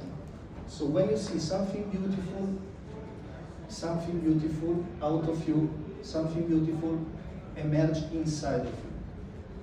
And the beauty so captivates our full attention. Okay, so if I was very beautiful, all of you watch. You are. Oh, thank you. Watch. Unlucky, I'm not so much. So, when we choose something in design, because I talk about design, to solve design problem. Okay. When we decided to buy something, we decide also for its shape. When we are looking for our partner, we are looking also for its shape. That's also the point. Then the beauty is something extremely complicated to understand. Doesn't exist only one type of beauty, exists an amount of possibility that is enormous. And in this enormous possibility of beauty, every of us have his own taste, right?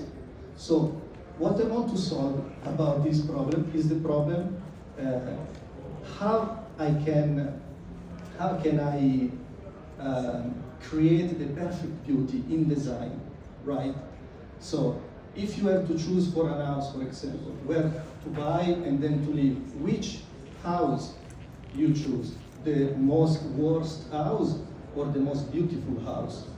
This is something very obvious. I know the answer, and you know the answer. And this is obvious, but it's obvious not so much when we have to solve a problem. Here is the point. The beauty doesn't exist. Exists the beauty that is beautiful for us, for individual, each of us.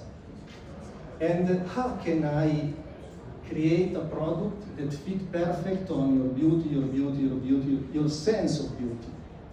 I have a solution, maybe, because I already started to develop a software with a team that can provide this type of beauty in scalability way. So, when we find our beauty, our path change. So, the beauty is able to drive our decisions. What if we are able to generate the perfect beauty that permits you to falling in love for a product? But when I say falling in love, I say falling in love that you don't want to give to anyone. That it's part of you, right? In the real time, of course. This is the point also. So I talk about an extremely high customization. Now, when we see something, we don't know, but we release through our microfacial expression a lot of output. And the brain is able to understand this output. Okay? So our emotional preferences are already encoded in our facial expression. We don't need to enter in the brain and see what happened here, what happened there. Everybody's already decoded, because it is communication. We are made to communicate to our species what we feel. Also the love, also the pleasure, not only the fearless or other stuff. So when you feel, when you meet something beautiful, the beauty, what I call it the beauty, that now is abstract concept, but it is not. Inside of all of us emerge the pleasure, the satisfaction, the attention, that become the infatuation, that become the possession, I want, and then the conversion. So if I wanted this chair, I buy it. I take my money. Okay, that's the point. And this happens all the time that you choose to buy something. So these emotions that are into us permit us to decide. So when we decide to take something and not something else, we change our path. And this beauty, if is applied to the objects, is translated in an economical version. Okay, so my company, Emotionix Twin, want to use and merge together the human emotion, because this is totally anthropocentric, the AI, different type of AI, and art, because art is underestimated. Anyway, art is made by humans for humans, and everything around us, it's art. It's design, interior design, automotive, architecture, everything. We cannot live without art. Art is a fundamental and is a big problem. So what I want to do is redesign the world in real time using the beauty, the satisfaction that you have watching something beautiful. So using two types of very well managed emotion and artificial intelligence, emotional AI and generative AI, I start to create a new algorithm that I call it emotion to word. Why? Because when I feel good, my feeling, let's change physically the objects in front of me, starting from a digital twin and a virtual twin. So this virtual twin is made by emotional generative design and emotional digital design. This algorithm, emotion to word, using generative and emotion AI, customized design to match the user aesthetic without altering the reference brand identity, generating artist level simple object. What mean? It means that if I apply this algorithm to Versace style doesn't change, but the final product, it becomes the most beautiful Versace product for who love Versace. Same for Dolce & Gabbana, same for Ferrari, same for the architectures, the design, everything that is affected by design, okay? So the design he used still his genius to create, but the algorithm entering part of the process to create the perfect solution for the customer. The perfect solution is only the most beautiful solution if we talk about design. Does it mean that something got to change? The customer is not passive anymore, but become co-creator. When you choose your shirt, when you choose something, you choose comparing with other stuff. Okay, so you choose basically the less ugly stuff, not the most beautiful for you. This is the point. We are all passive in the choosing or what it's around us. Okay, we never choose really. We are not choosing. But if you co-create exactly as an artist do, you are going to choose, but not you exactly you. What is your inner sense of beauty? And your inner sense of beauty, co-create, you with this inner sense of beauty, you go to create the physical object. You go to finalize the shape. And this is exactly the process that Leonardo da Vinci do it, Raphael do it, Mozart do it, many other incredible artists do it, because only the artist is able to do that. And with this algorithm, I can transform you in a Leonardo da Vinci, in a Raphael, in a Mozart, in a Beethoven, in everybody that you, all the artists that you know. The positive emotions reflect the aesthetical identity, so, of the final product, and vice versa. This is a mirroring. The final product in design, it's a mirror of your inner sense of beauty. So basically should correspond exactly to your sense of beauty. Is beautiful, I want it, something like this.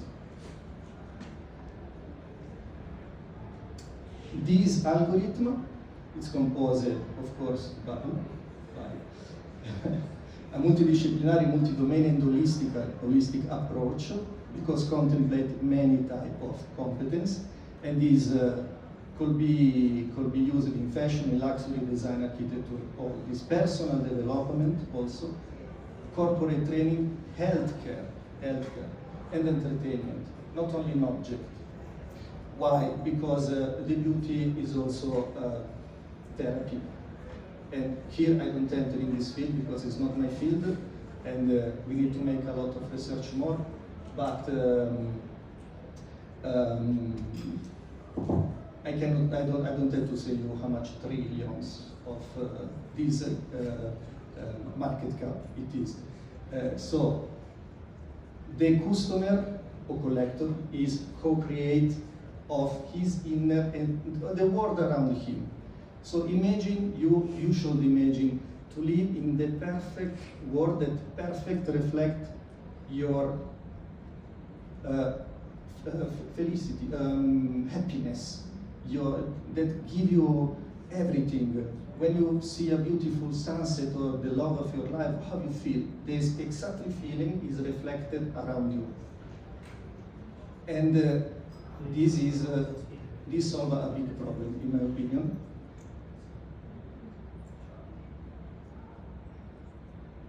Now I want to tell you how it's done. So I told you how, when we communicate what we have inside, we use our microfacial expression. And these microfacial expressions are not rational. We do it irrationally. We just do it. You know, I know if you are boring. I know if you are happy to listen what I say. I know. And you know if I'm nervous now. You know that I'm nervous now. No, you know. So what happens in our brain? Emotive reaction. It takes some milliseconds. Then this is reflected in the facial movement. The artificial intelligence is able to detect your feelings and randomically reshape the word, the object by object, create the word, in the way that match perfectly with something that most fit on your sense of beauty. And then you create the design. So this is an exclusive prototype. It will be legally structured as an artwork, also if it's scalable in system. And everything is made not by artistic level, it's made by a team of science based on Paul Ekman research. Here I want to show you how it works.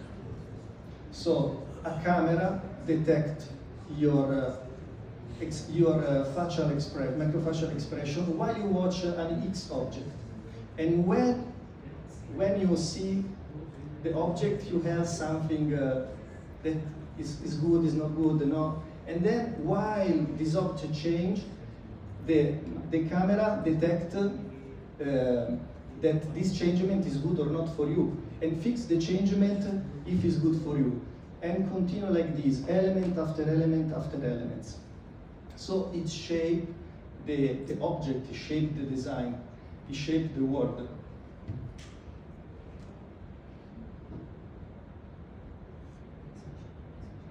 Until it's complete. This stuff, it's, now I go a bit further, it can be used in every type of design. This I wanted to show. Everything, automotive, architecture, luxury, everything. Until you have around you your perfect world, made by objects, of course.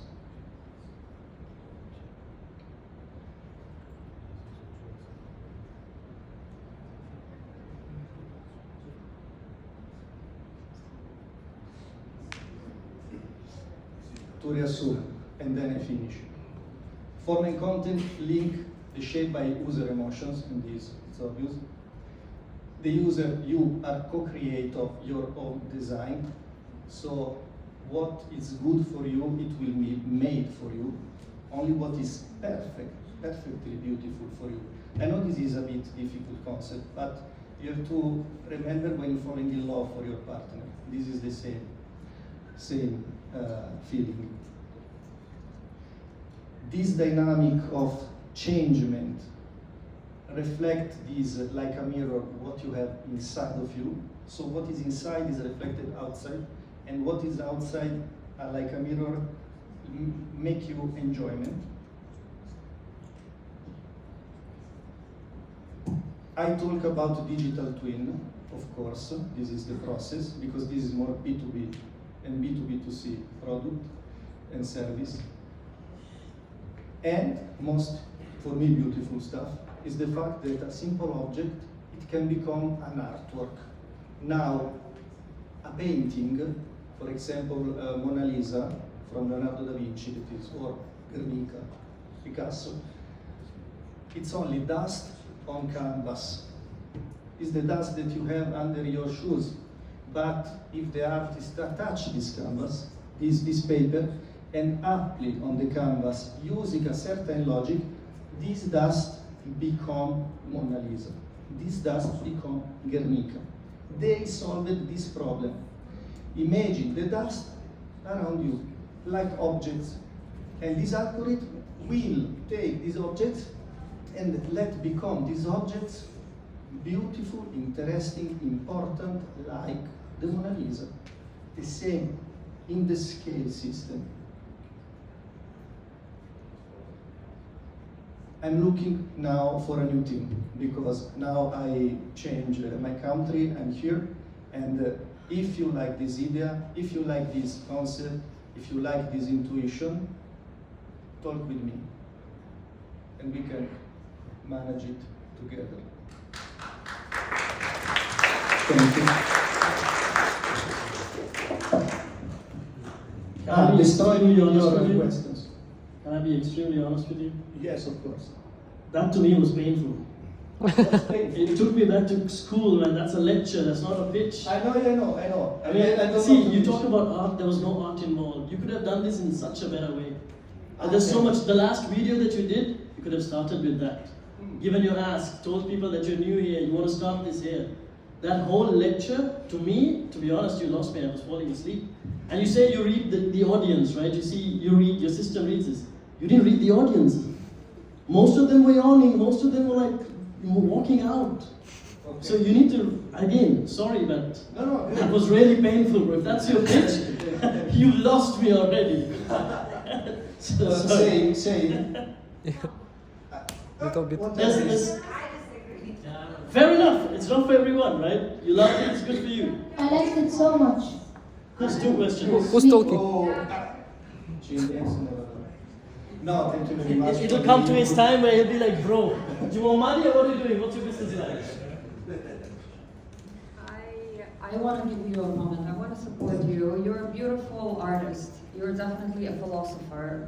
You're looking for a team. The first person you need a business person who will translate from artist to business. Yes. Because if this was a class of students, this would have been beautiful.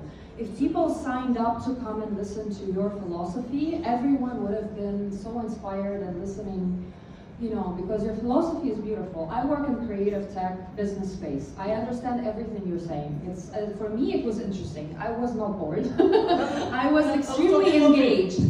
However, any investor, any business person, people who speak finances and numbers, you will lose them on the third sentence. So the first person, and that personality is not even on your team. You're looking for everybody but that person. You need a business partner who speaks business. Yeah. Before you hire all of those guys, you need someone who speaks both art and business, who will be able to understand you.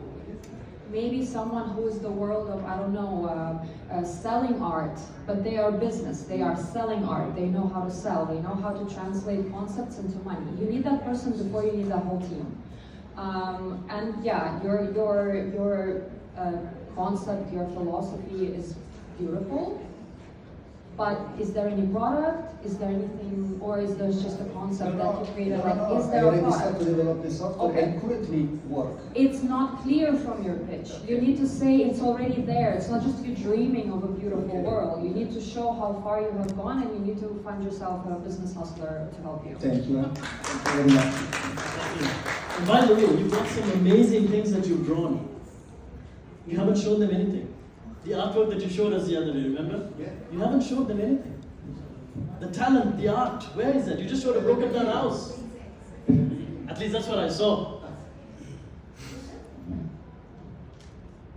Sorry, I just want to say, like, recently I was on one of the, like, big health tech shows in the world, and they are very much they are building the new ways of treatment, the client, using the digital twin, right? So I guess, like, you have an amazing, and you talked about the health application in the health, beauty in the health, right? So I believe you have so many different ways to monetize this product. I'll be happy to explore it, and yeah, I'm happy to chat after this. Oh, thank you very much.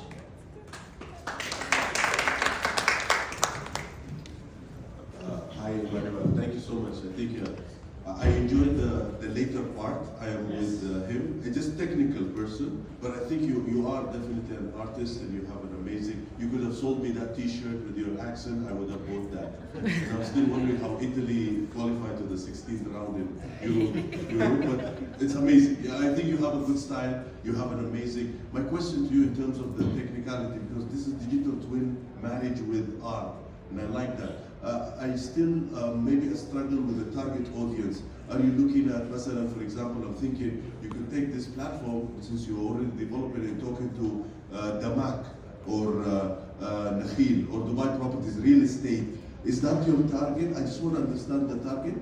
Again, great pitch, starting with the later part for the technical people like me, and then the earlier part is amazing. And I saw your Instagram; it's phenomenal, by the way. You should put some of that into your pitch. You have really great taste. So I just want to ask about the target audience. That didn't come clear to me. Who you targeting? Real estate. I'm in healthcare. We are in healthcare. I would love to see this, for example, in the patient experience. Maybe that could help. We need an artist like you to come and show us how to treat patients in healthcare. Is that something you would be interested in this industry? I want to know that, but thank you so much. Well done. The target is a B2B, so the constructors, the architects, the designer, the fashionists, everybody that work in design. And design, it means solving problem for the final product. How can I show a beautiful product that people decide to buy? No? Something like this. Skyscrapers, house, shoes, everything. And in healthcare also as well, when you feel so good, always in love with what is around you, this benefit your health. Now, of course, take with, okay, I don't know nothing about healthcare, okay? I just talk about psychology instead, but this is totally different from healthcare. It's more something more related to the benefits in health. It's not medical. To develop this software in the medical require, I think, something, a next step in level, okay? Yeah, but I would love to talk with you guys, absolutely. Thank you very much. Can I do one more question, please? Q&A? No? No one's giving me attention.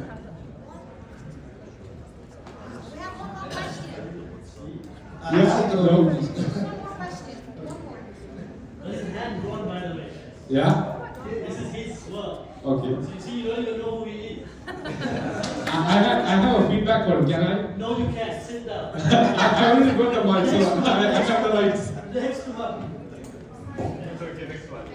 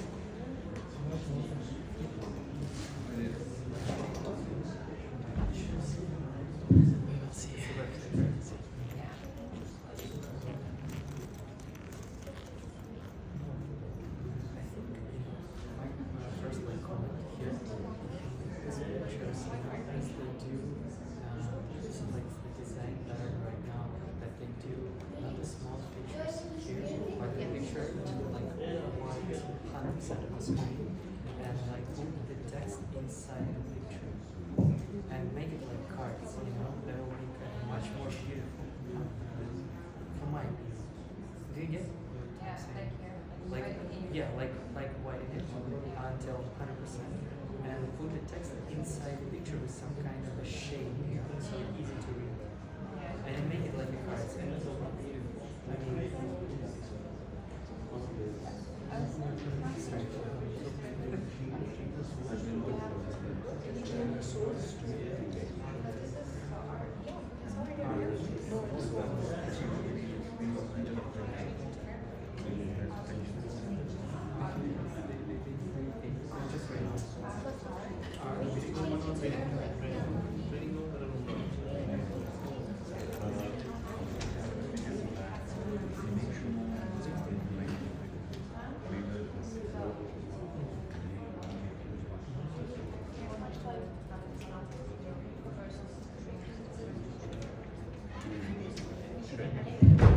Check.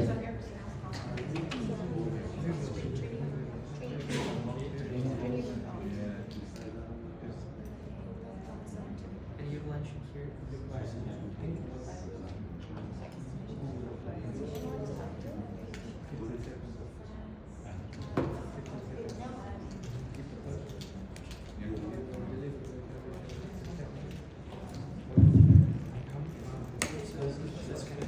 Hello guys, I know it's the 5th presentation, so I know it takes some courage to sit through for a very long time. I promise that there is only one mention of AI in my presentation, not more than that.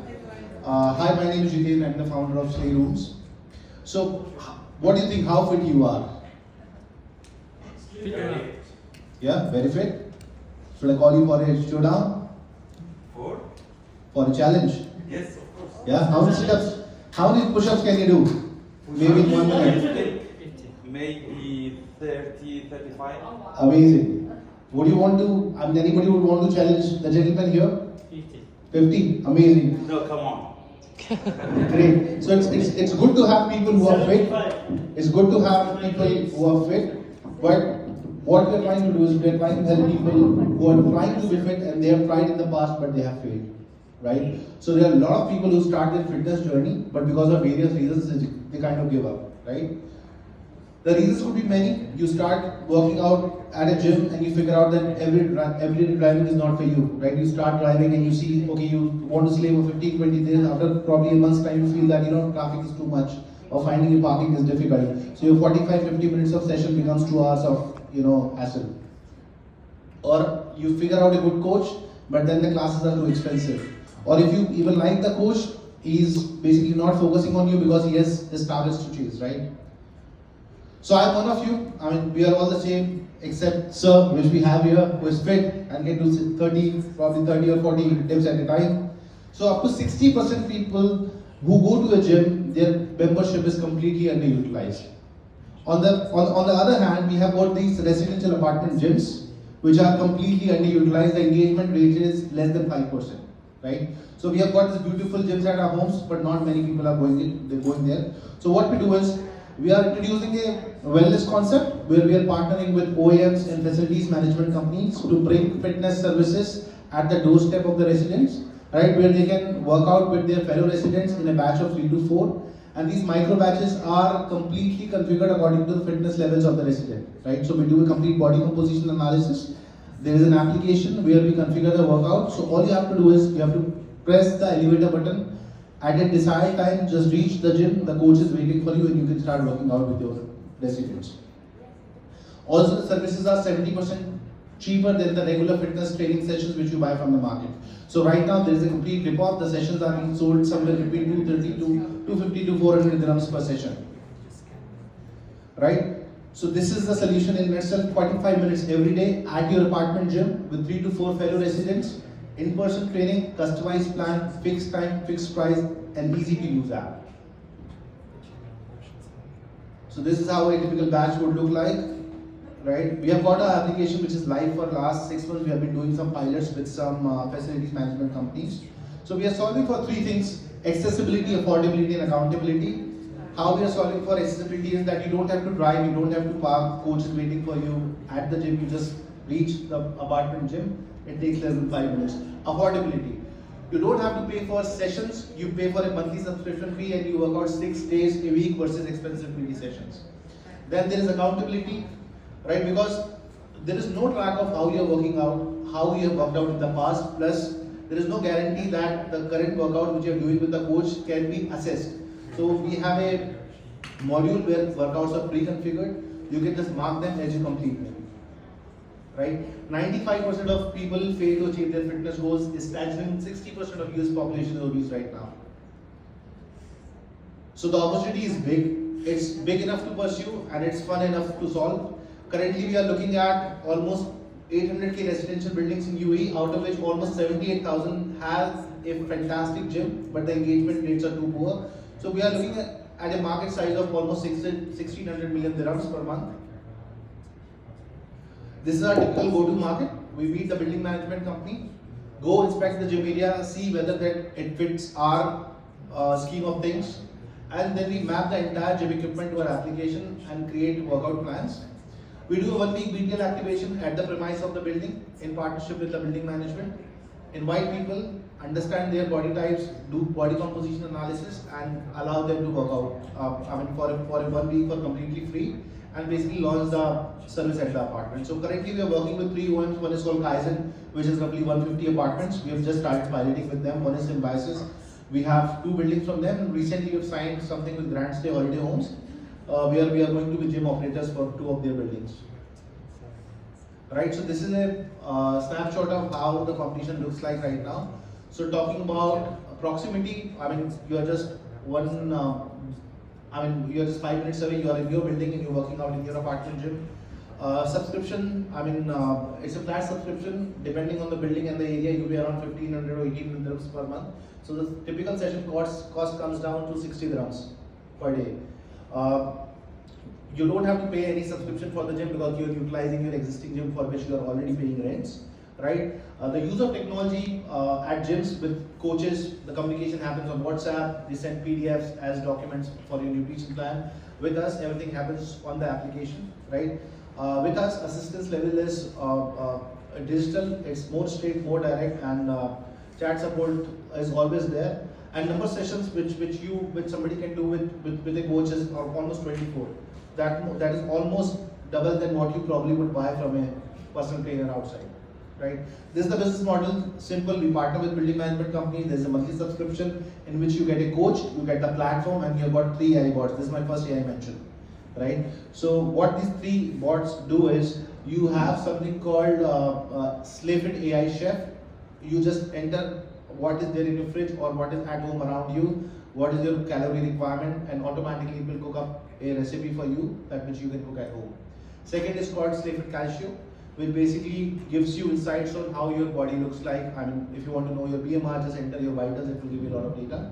And third is called Slayfit Workout Creator. Suppose if you're traveling, you just tell what kind of environment you are in. Suppose if you are at a trade summit and you know that you can't, your workout progress is being hampered, you just enter that you have only 15 minutes, automatically it will create something for you which will keep you active during the event time. This is a typical sales cycle. We approach the building, analyze the gym, do the PTL, and sign up batches, right? The clear competitive advantage is low or no rentals. We are already utilizing the existing infrastructure which these buildings have. So usually they don't charge us anything as of now, but we have started giving payouts for community management. The volumes are great. This is a total B2B2C business where we don't have to spend a lot on customer acquisition. We directly meet buildings. A company may be managing more than 30, 50, 40 buildings at a time. We meet them, acquire them, and kind of reach out to customers using their database. Prices are competitive. Our batch model brings down or stretches down the price, and our use of technology also is a competitive advantage. The business sweet spot is low or no rentals.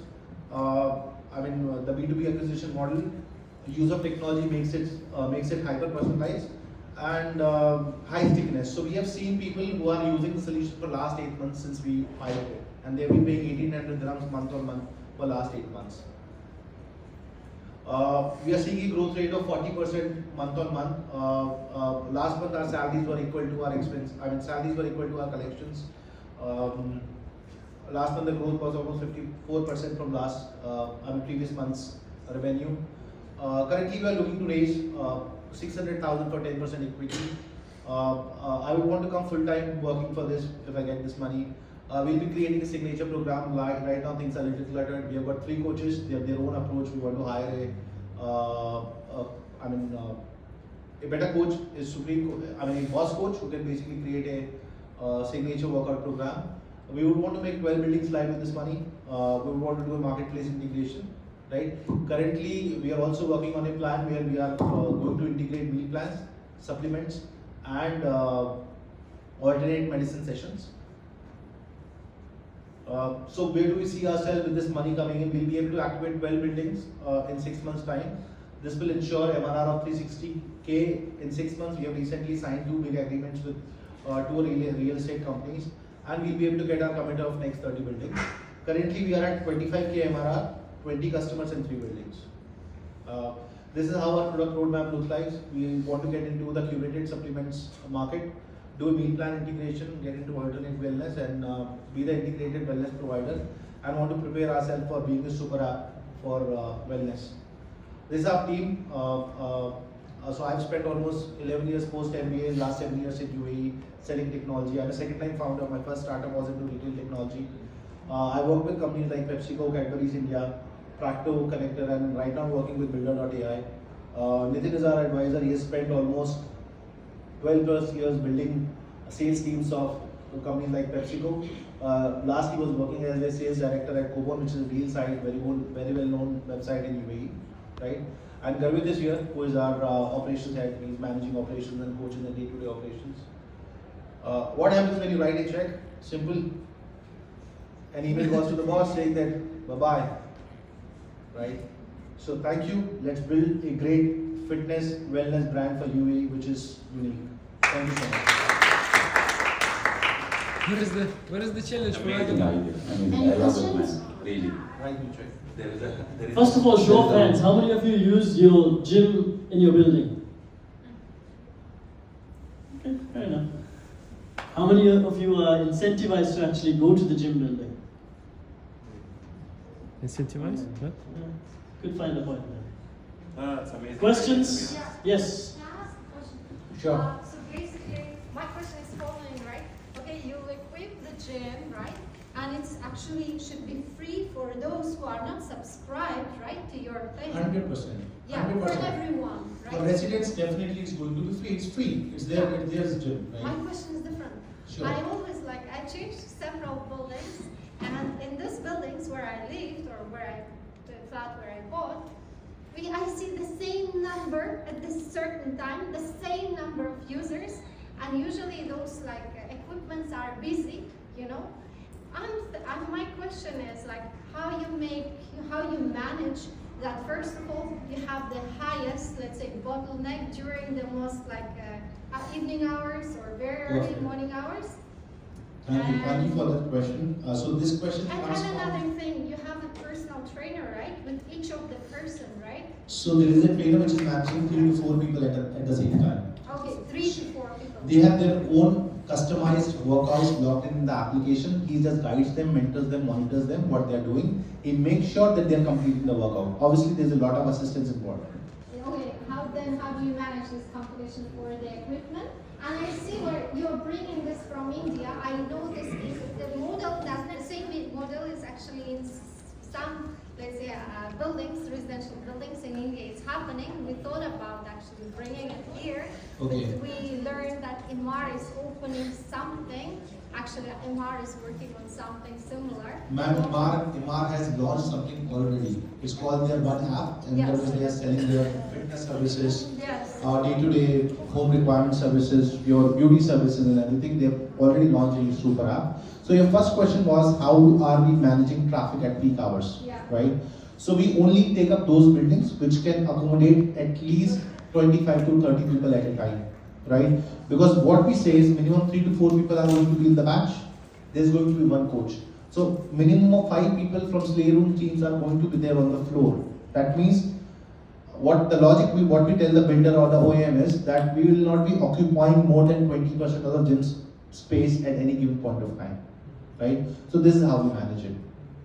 So we go to larger compounds, bigger compounds.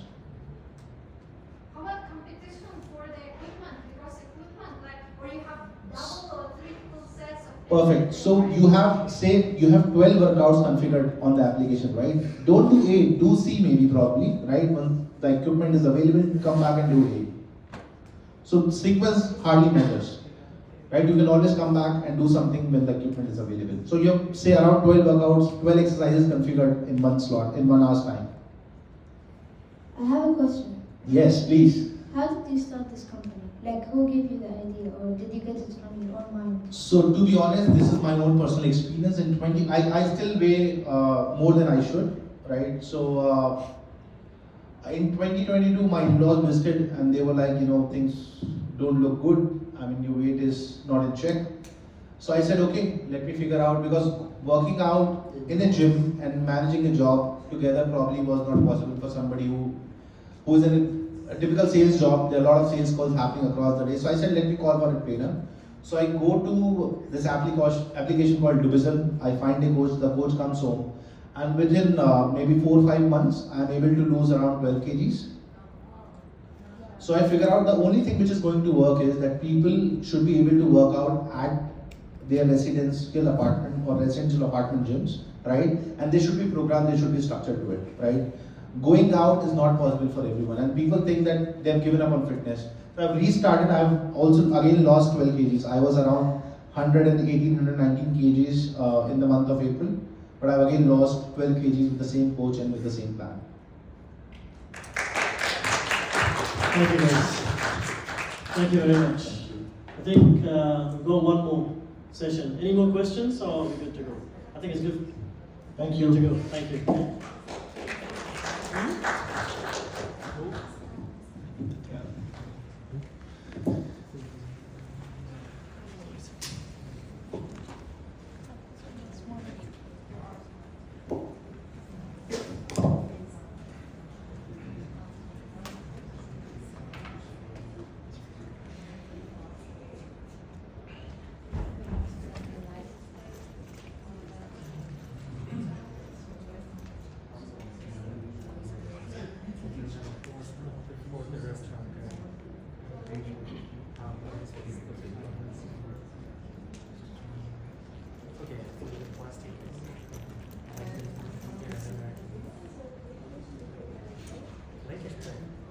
Current or yeah, just go ahead.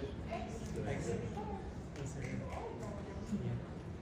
It seems like he's like one of the trainers.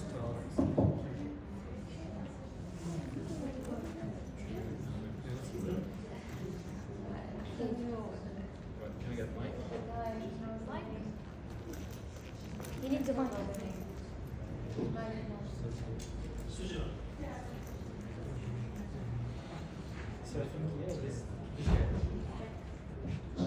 Hello. Hi everyone. So, a few years ago, let me tell you a story what the concept behind Skull Silver. A few years ago, my uncle, he was riding a motorbike, two-wheeler motorbike, in a remote village of Pakistan, and he made an accident.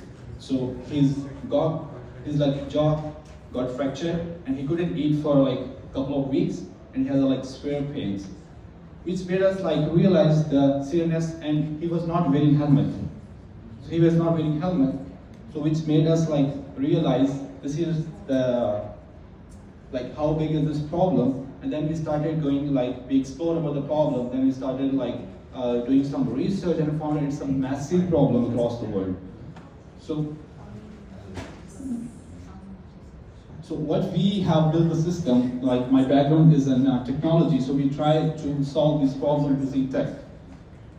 So what we do, let me just take you to the video.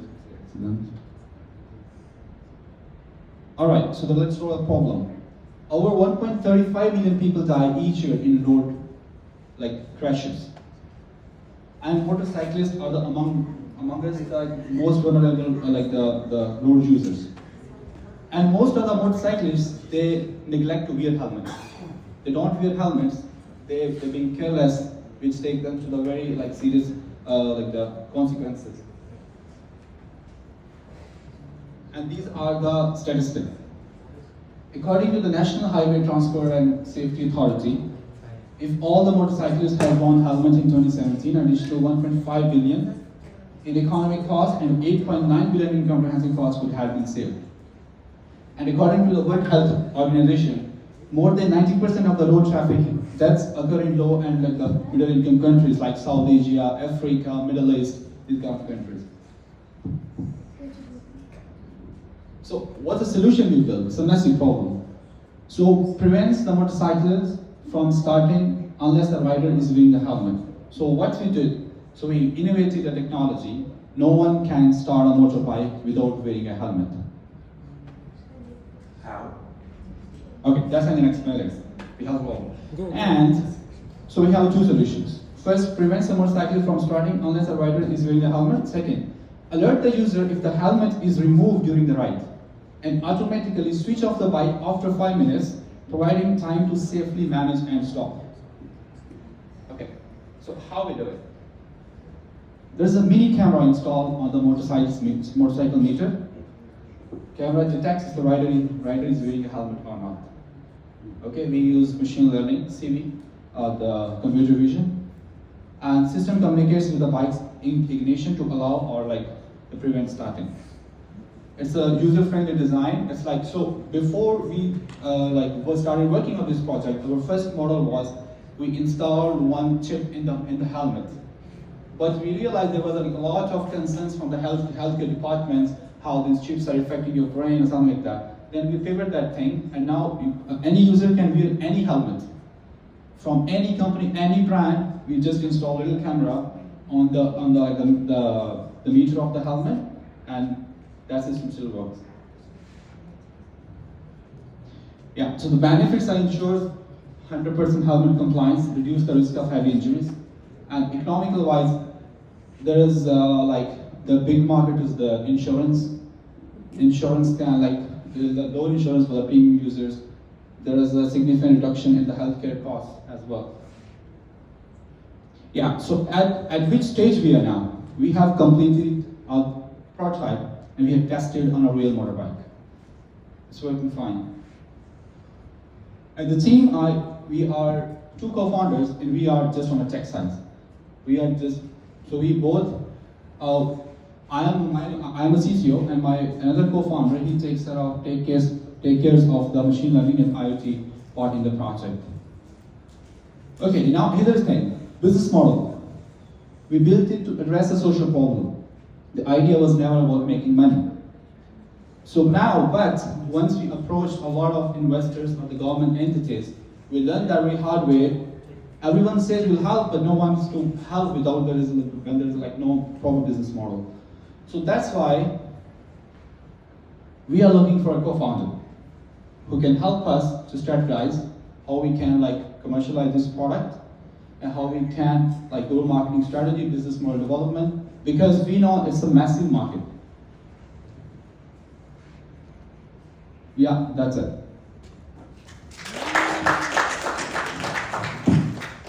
Yeah, now just a minute.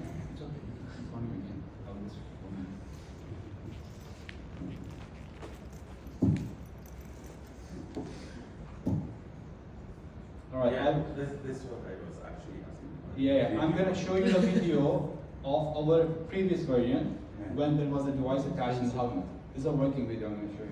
Amazing.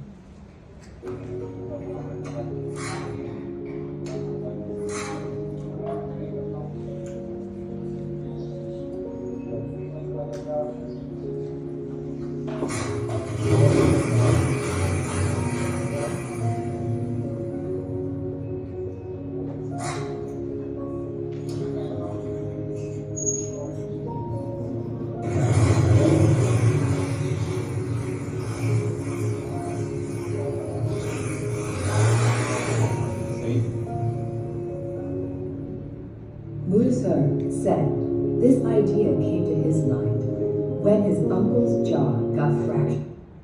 Okay, that's just the story which I just told you guys.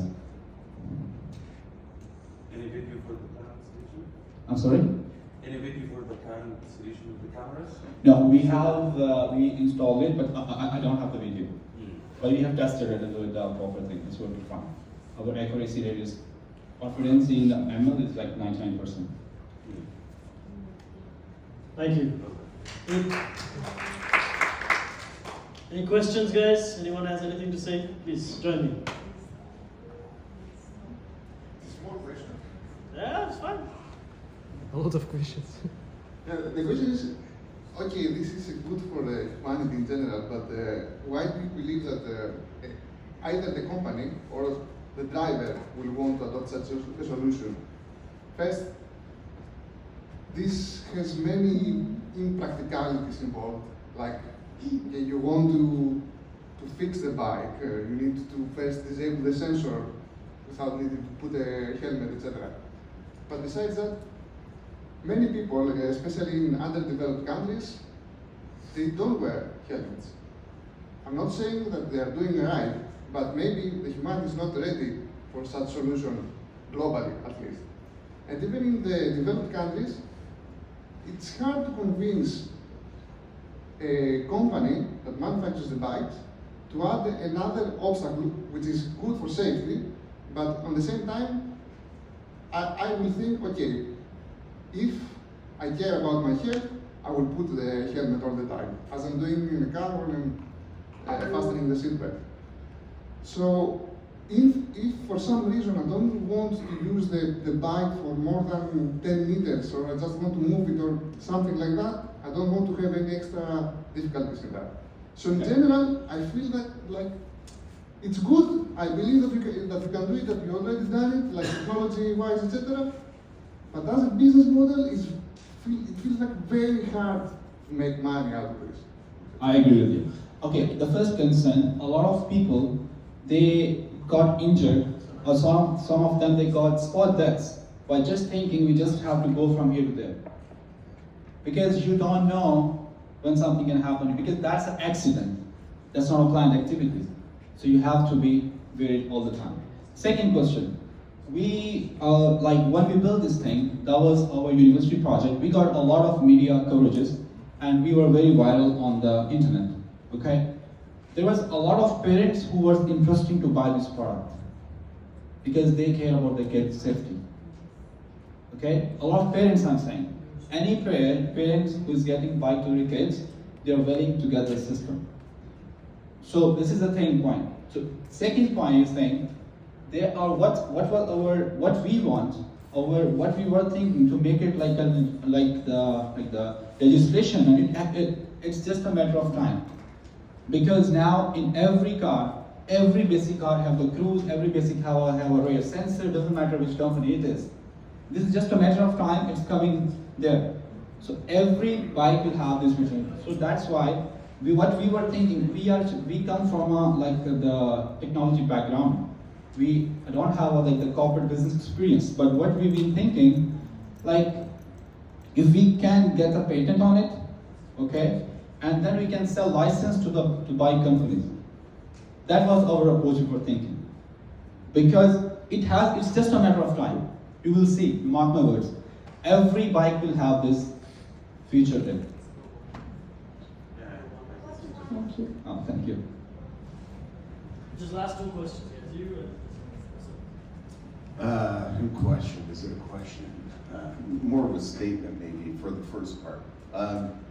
One thing that I feel about this is, I love it. First of all, I'm a big rider. I'm a Harley guy. I love bikes.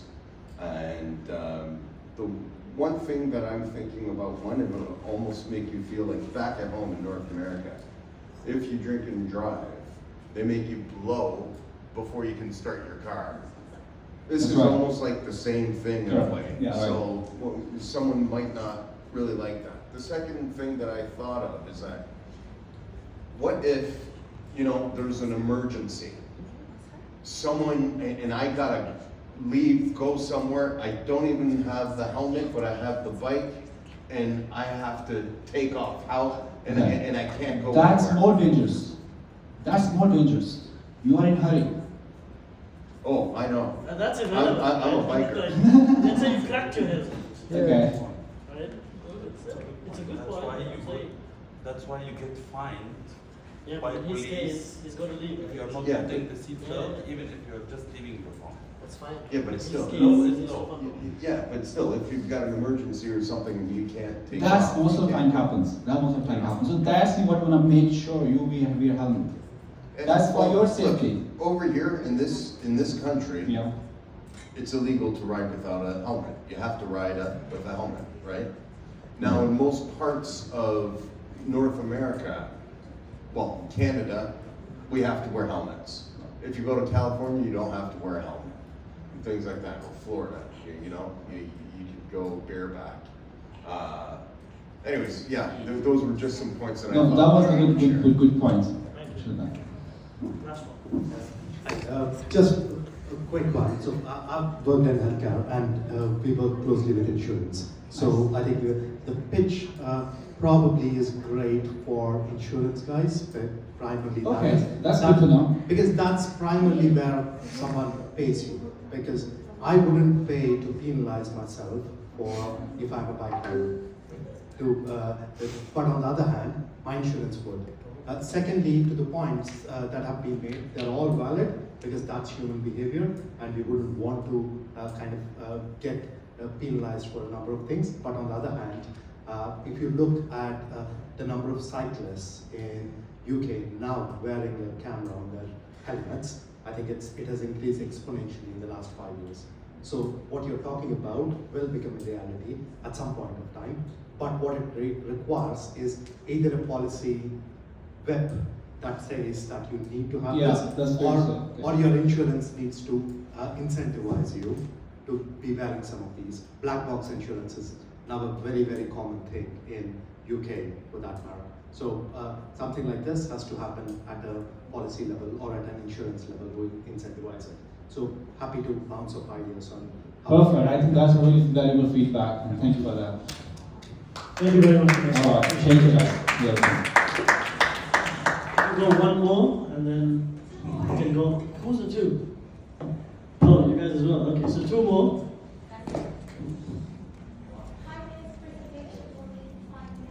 No questions. Okay. He is the boss. Almost 3 hours. Until 9. 2 hours, 25 minutes.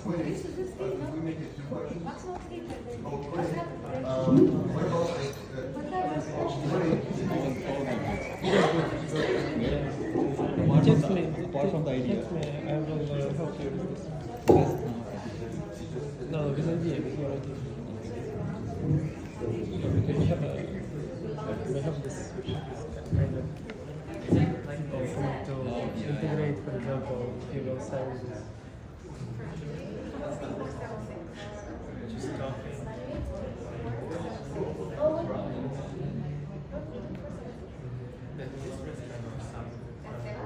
Outside Marina.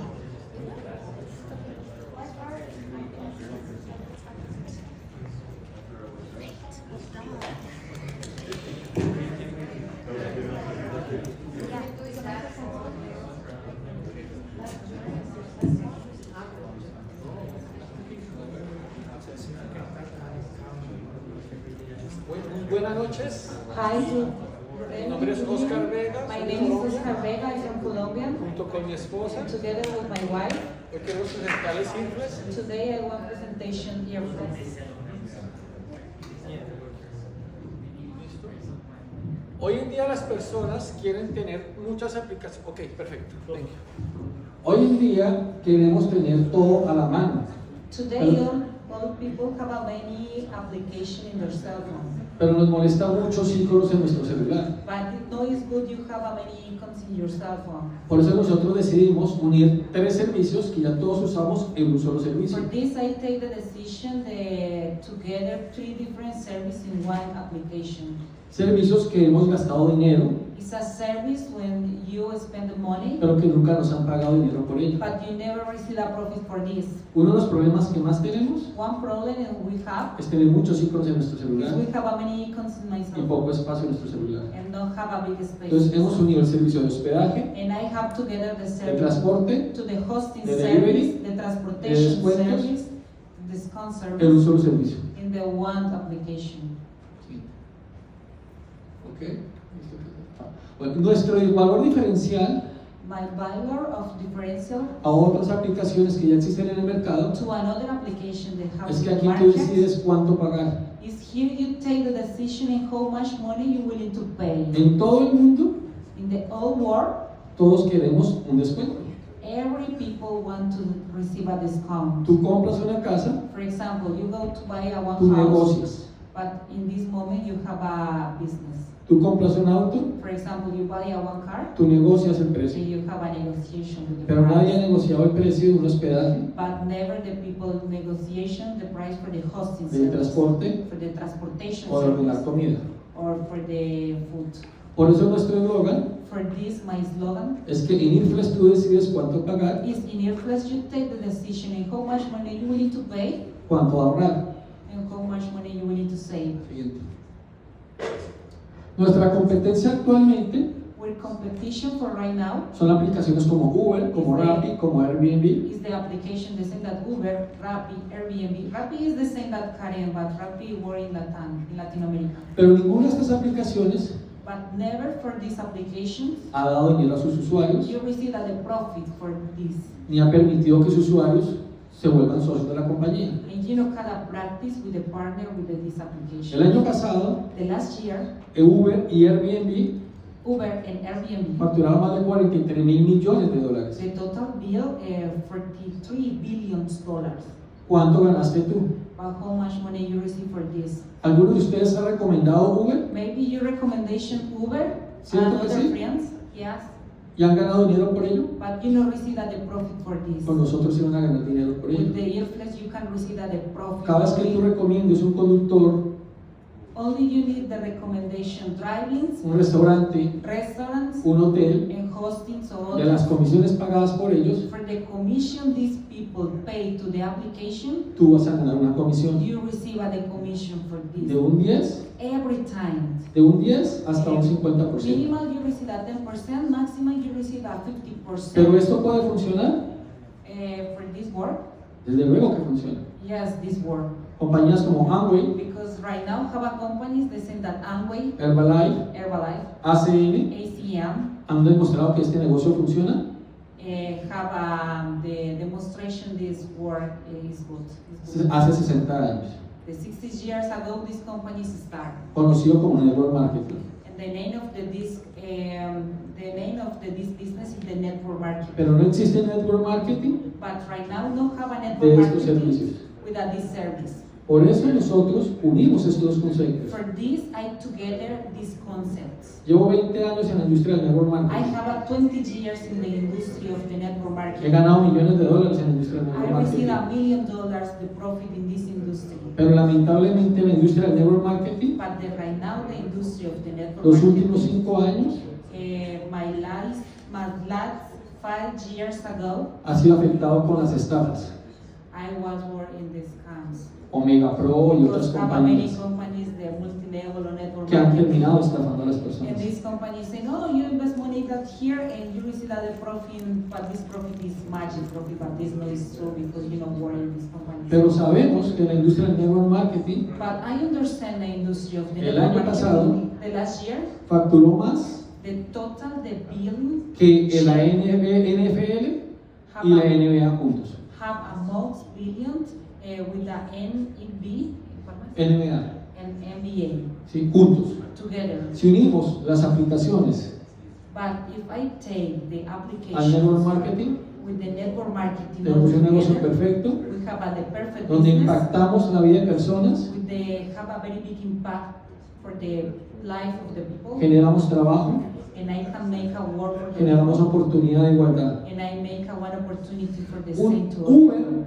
hizo que los autos Uber make to the cars se volvieran un ingreso y no un gasto. And right now the cars no is on the spend, it's on the profit for the family. Airbnb hizo que sus casas ahora generaran dinero. And Airbnb made the same. Take your house, and your house right now is a profit for you, no is a Pero spend. nadie ha tocado las cocinas de las But they casas. never people take the kitchen in the house. Nosotros vamos a permitir que las personas vendan comida de With su this casa. application you can sell the food from your house. Okay. ¿Cuál es nuestro valor diferencial? Which one is my value Dos differential? valores. $2. Uno, las personas ofrecen cuánto quieren One, pagar. the people offer the price and how much money you willing to pay Y for dos, this tú service. puedes ganar dinero por recomendar la And aplicación. two, you receive the profit every time you recommend the application. Vamos adelante. Bueno, más. Ok. Más.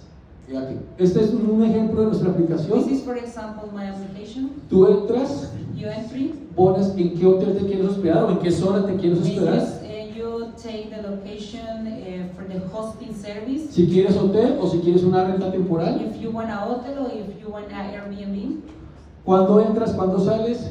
when you check out Las características. the characteristics you want, ¿Cuánto estás dispuesto a pagar? how much money you willing to Y pay, la aplicación empieza a buscar and the application looking para que los hoteles ofrezcan for the hotel accept your offer o contraoferten tu oferta. or maybe contra offer you. Igual sirve para autos, It's the same for the cars, donde tú pones lo mismo el destino, hacia dónde vas, and you take the destination where you go, tipo de auto. which one is the Vamos a type of permitir car. autos de 2 puertas. And this application were the people with a ¿Cuánto estás car dispuesto a with a ofertar? doors, how much money you willing to pay, Y listo. and ready. Pero también tenemos, y con eso termino, un valor diferencial. And this is the last, we have another value differential. Vamos a lanzar la primera criptomoneda We launched the first cryptocurrency, que va a tener liquidez diaria. and this cryptocurrency have a liquidity every day. Afuera todos los días vemos que nacen tokens, Outside, I look the every day's worth the new tokens, pero el 99% son estafa. but the 99% is scams. ¿Por qué? Why? Porque solo dependen de las personas que compren el token. Because only depend on the people that buy the token. Nuestro token But with this va a tener una token, liquidez diaria. you have a liquidity. Cada vez que alguien pague una comisión, Every day the people pay a un porcentaje commission. se reparte en la comunidad 1% is for the community, y otro porcentaje va para la liquidez del and token. another percent is for the liquidity of the token. Por primera vez vamos a tener una criptomoneda que se va a valorizar It's the first time we have the one that cada vez que se transporte, they have the cada vez que se valorization. hospede. Every time the people do Cada vez que nos viene transportation service, hosting service, or take a Esto es Cifres. Gracias. This is Cifres. Thank you. Thank you very much. I think most of us couldn't gather what it's all about, correct? No, I get. You got it? It's same for Airbnb, Uber, or whatever, but with tokens. Not Without necessarily. So commission. basically, I think MLM. there's three things that they introduced: the token and crypto. The first part of it is kind of like a pyramid scheme, where when you introduce people to use the platform, you get a certain percentage, and the other side is where when you go into a restaurant or you take a cab, you actually tell them how much you're willing to pay. Right? So in an ideal world, I think that's an amazing idea, but would a restaurant want that? If I walk into a restaurant, right, and let's say they price it at 100 dirhams, and I tell the restaurant I'm going to pay 80 dirhams, right? Why would the restaurant would just look around and say, you know what, there's a person willing to pay 100 dirhams. Como lo manejarías tú la parte en la que los restaurantes te digan que, por ejemplo, yo puedo pagar 100 dirhams la comida que está en mi restaurante, pero si no la consumo en mi restaurante, sino que la consumo fuera de mi restaurante, ¿cuál es el valor diferencial de eso? Todos los restaurantes Because every restaurant gastan millones en publicidad spends tradicional. millions dollar for the traditional publicity. Con nuestro descuento But with this discount, estamos garantizando un cliente que va a conocer it's tu restaurante. 100% the guarantee this customer know about your restaurant. Actualmente hay una compañía que todavía creo que está en Dubái que se llama Groupon. Right now, have a one company, the name is Groupon. Groupon ofrecía descuentos hasta un 60% Groupon, you take a discount the 60%. y se demoraba 30 días en pagar a los usuarios, And a los this, restaurantes. and this dashboard, you receive the money 30 days after the people Nosotros try qué le the estamos food. diciendo al restaurante. But why I say the restaurant? Puedes aceptar la oferta I say the restaurant, you can accept the offer, o hacer una or contraoferta. you can make another contra Es una libre negociación entre ambas partes. It's a free negotiation with the. But does the restaurant actually have the time to do that? Negotiate with one person and restaurant how much they're going to pay. See, I think I get the idea, but then what if it's an unfair deal, right? What if I come and say I want to pay $20? And so you can continue negotiating and I'll get to a point where, you know what, eventually I'll say $80, but you wasted 15-20 minutes just trying to negotiate with the customer. Pero que, por ejemplo, ¿cómo sería la negociación si tú le dices a una persona para que se haga, para que se haga directamente, que se vaya a llegar, por ejemplo, en 20 minutos y yo puedo conseguir el mismo producto en otra parte? Pero eso no es así. O sea, si yo puedo conseguir el mismo producto en otra parte, ¿cómo sabrás que ya llegó al punto en que la negociación ya llegó? No, a ver, te explico cómo funciona. I explain how it works. Yo entro y digo quiero comer una hamburguesa For example, I enter and I write I want to one hamburger, y tengo 20 dirhams. but only have a 20 dirhams, for example. Yo no le estoy ofreciendo a un restaurante I específico. no offer this price for the specific restaurant. Mi oferta llega a restaurantes My que están en la offer zona is for donde yo all estoy buscando. restaurants in the place I looking. Los restaurantes deciden But the restaurant take the cuál decision aceptar la oferta if accept o simplemente no aceptar la or oferta. no accept the offer. Los que aceptan la oferta The people son accept los the que van a offer, llegar a negociar directamente con el usuario. negotiation directly with the user. Any questions, guys? I think we're all ready to go home. Thank you very much. I appreciate it. Some of the people are meeting at Naya's. It's a cafe close by. So if any of you guys want to enjoy there or go home or go party, you know, it's a Friday night. Thank you all for coming. See you next week. Next week, everyone. See you next week.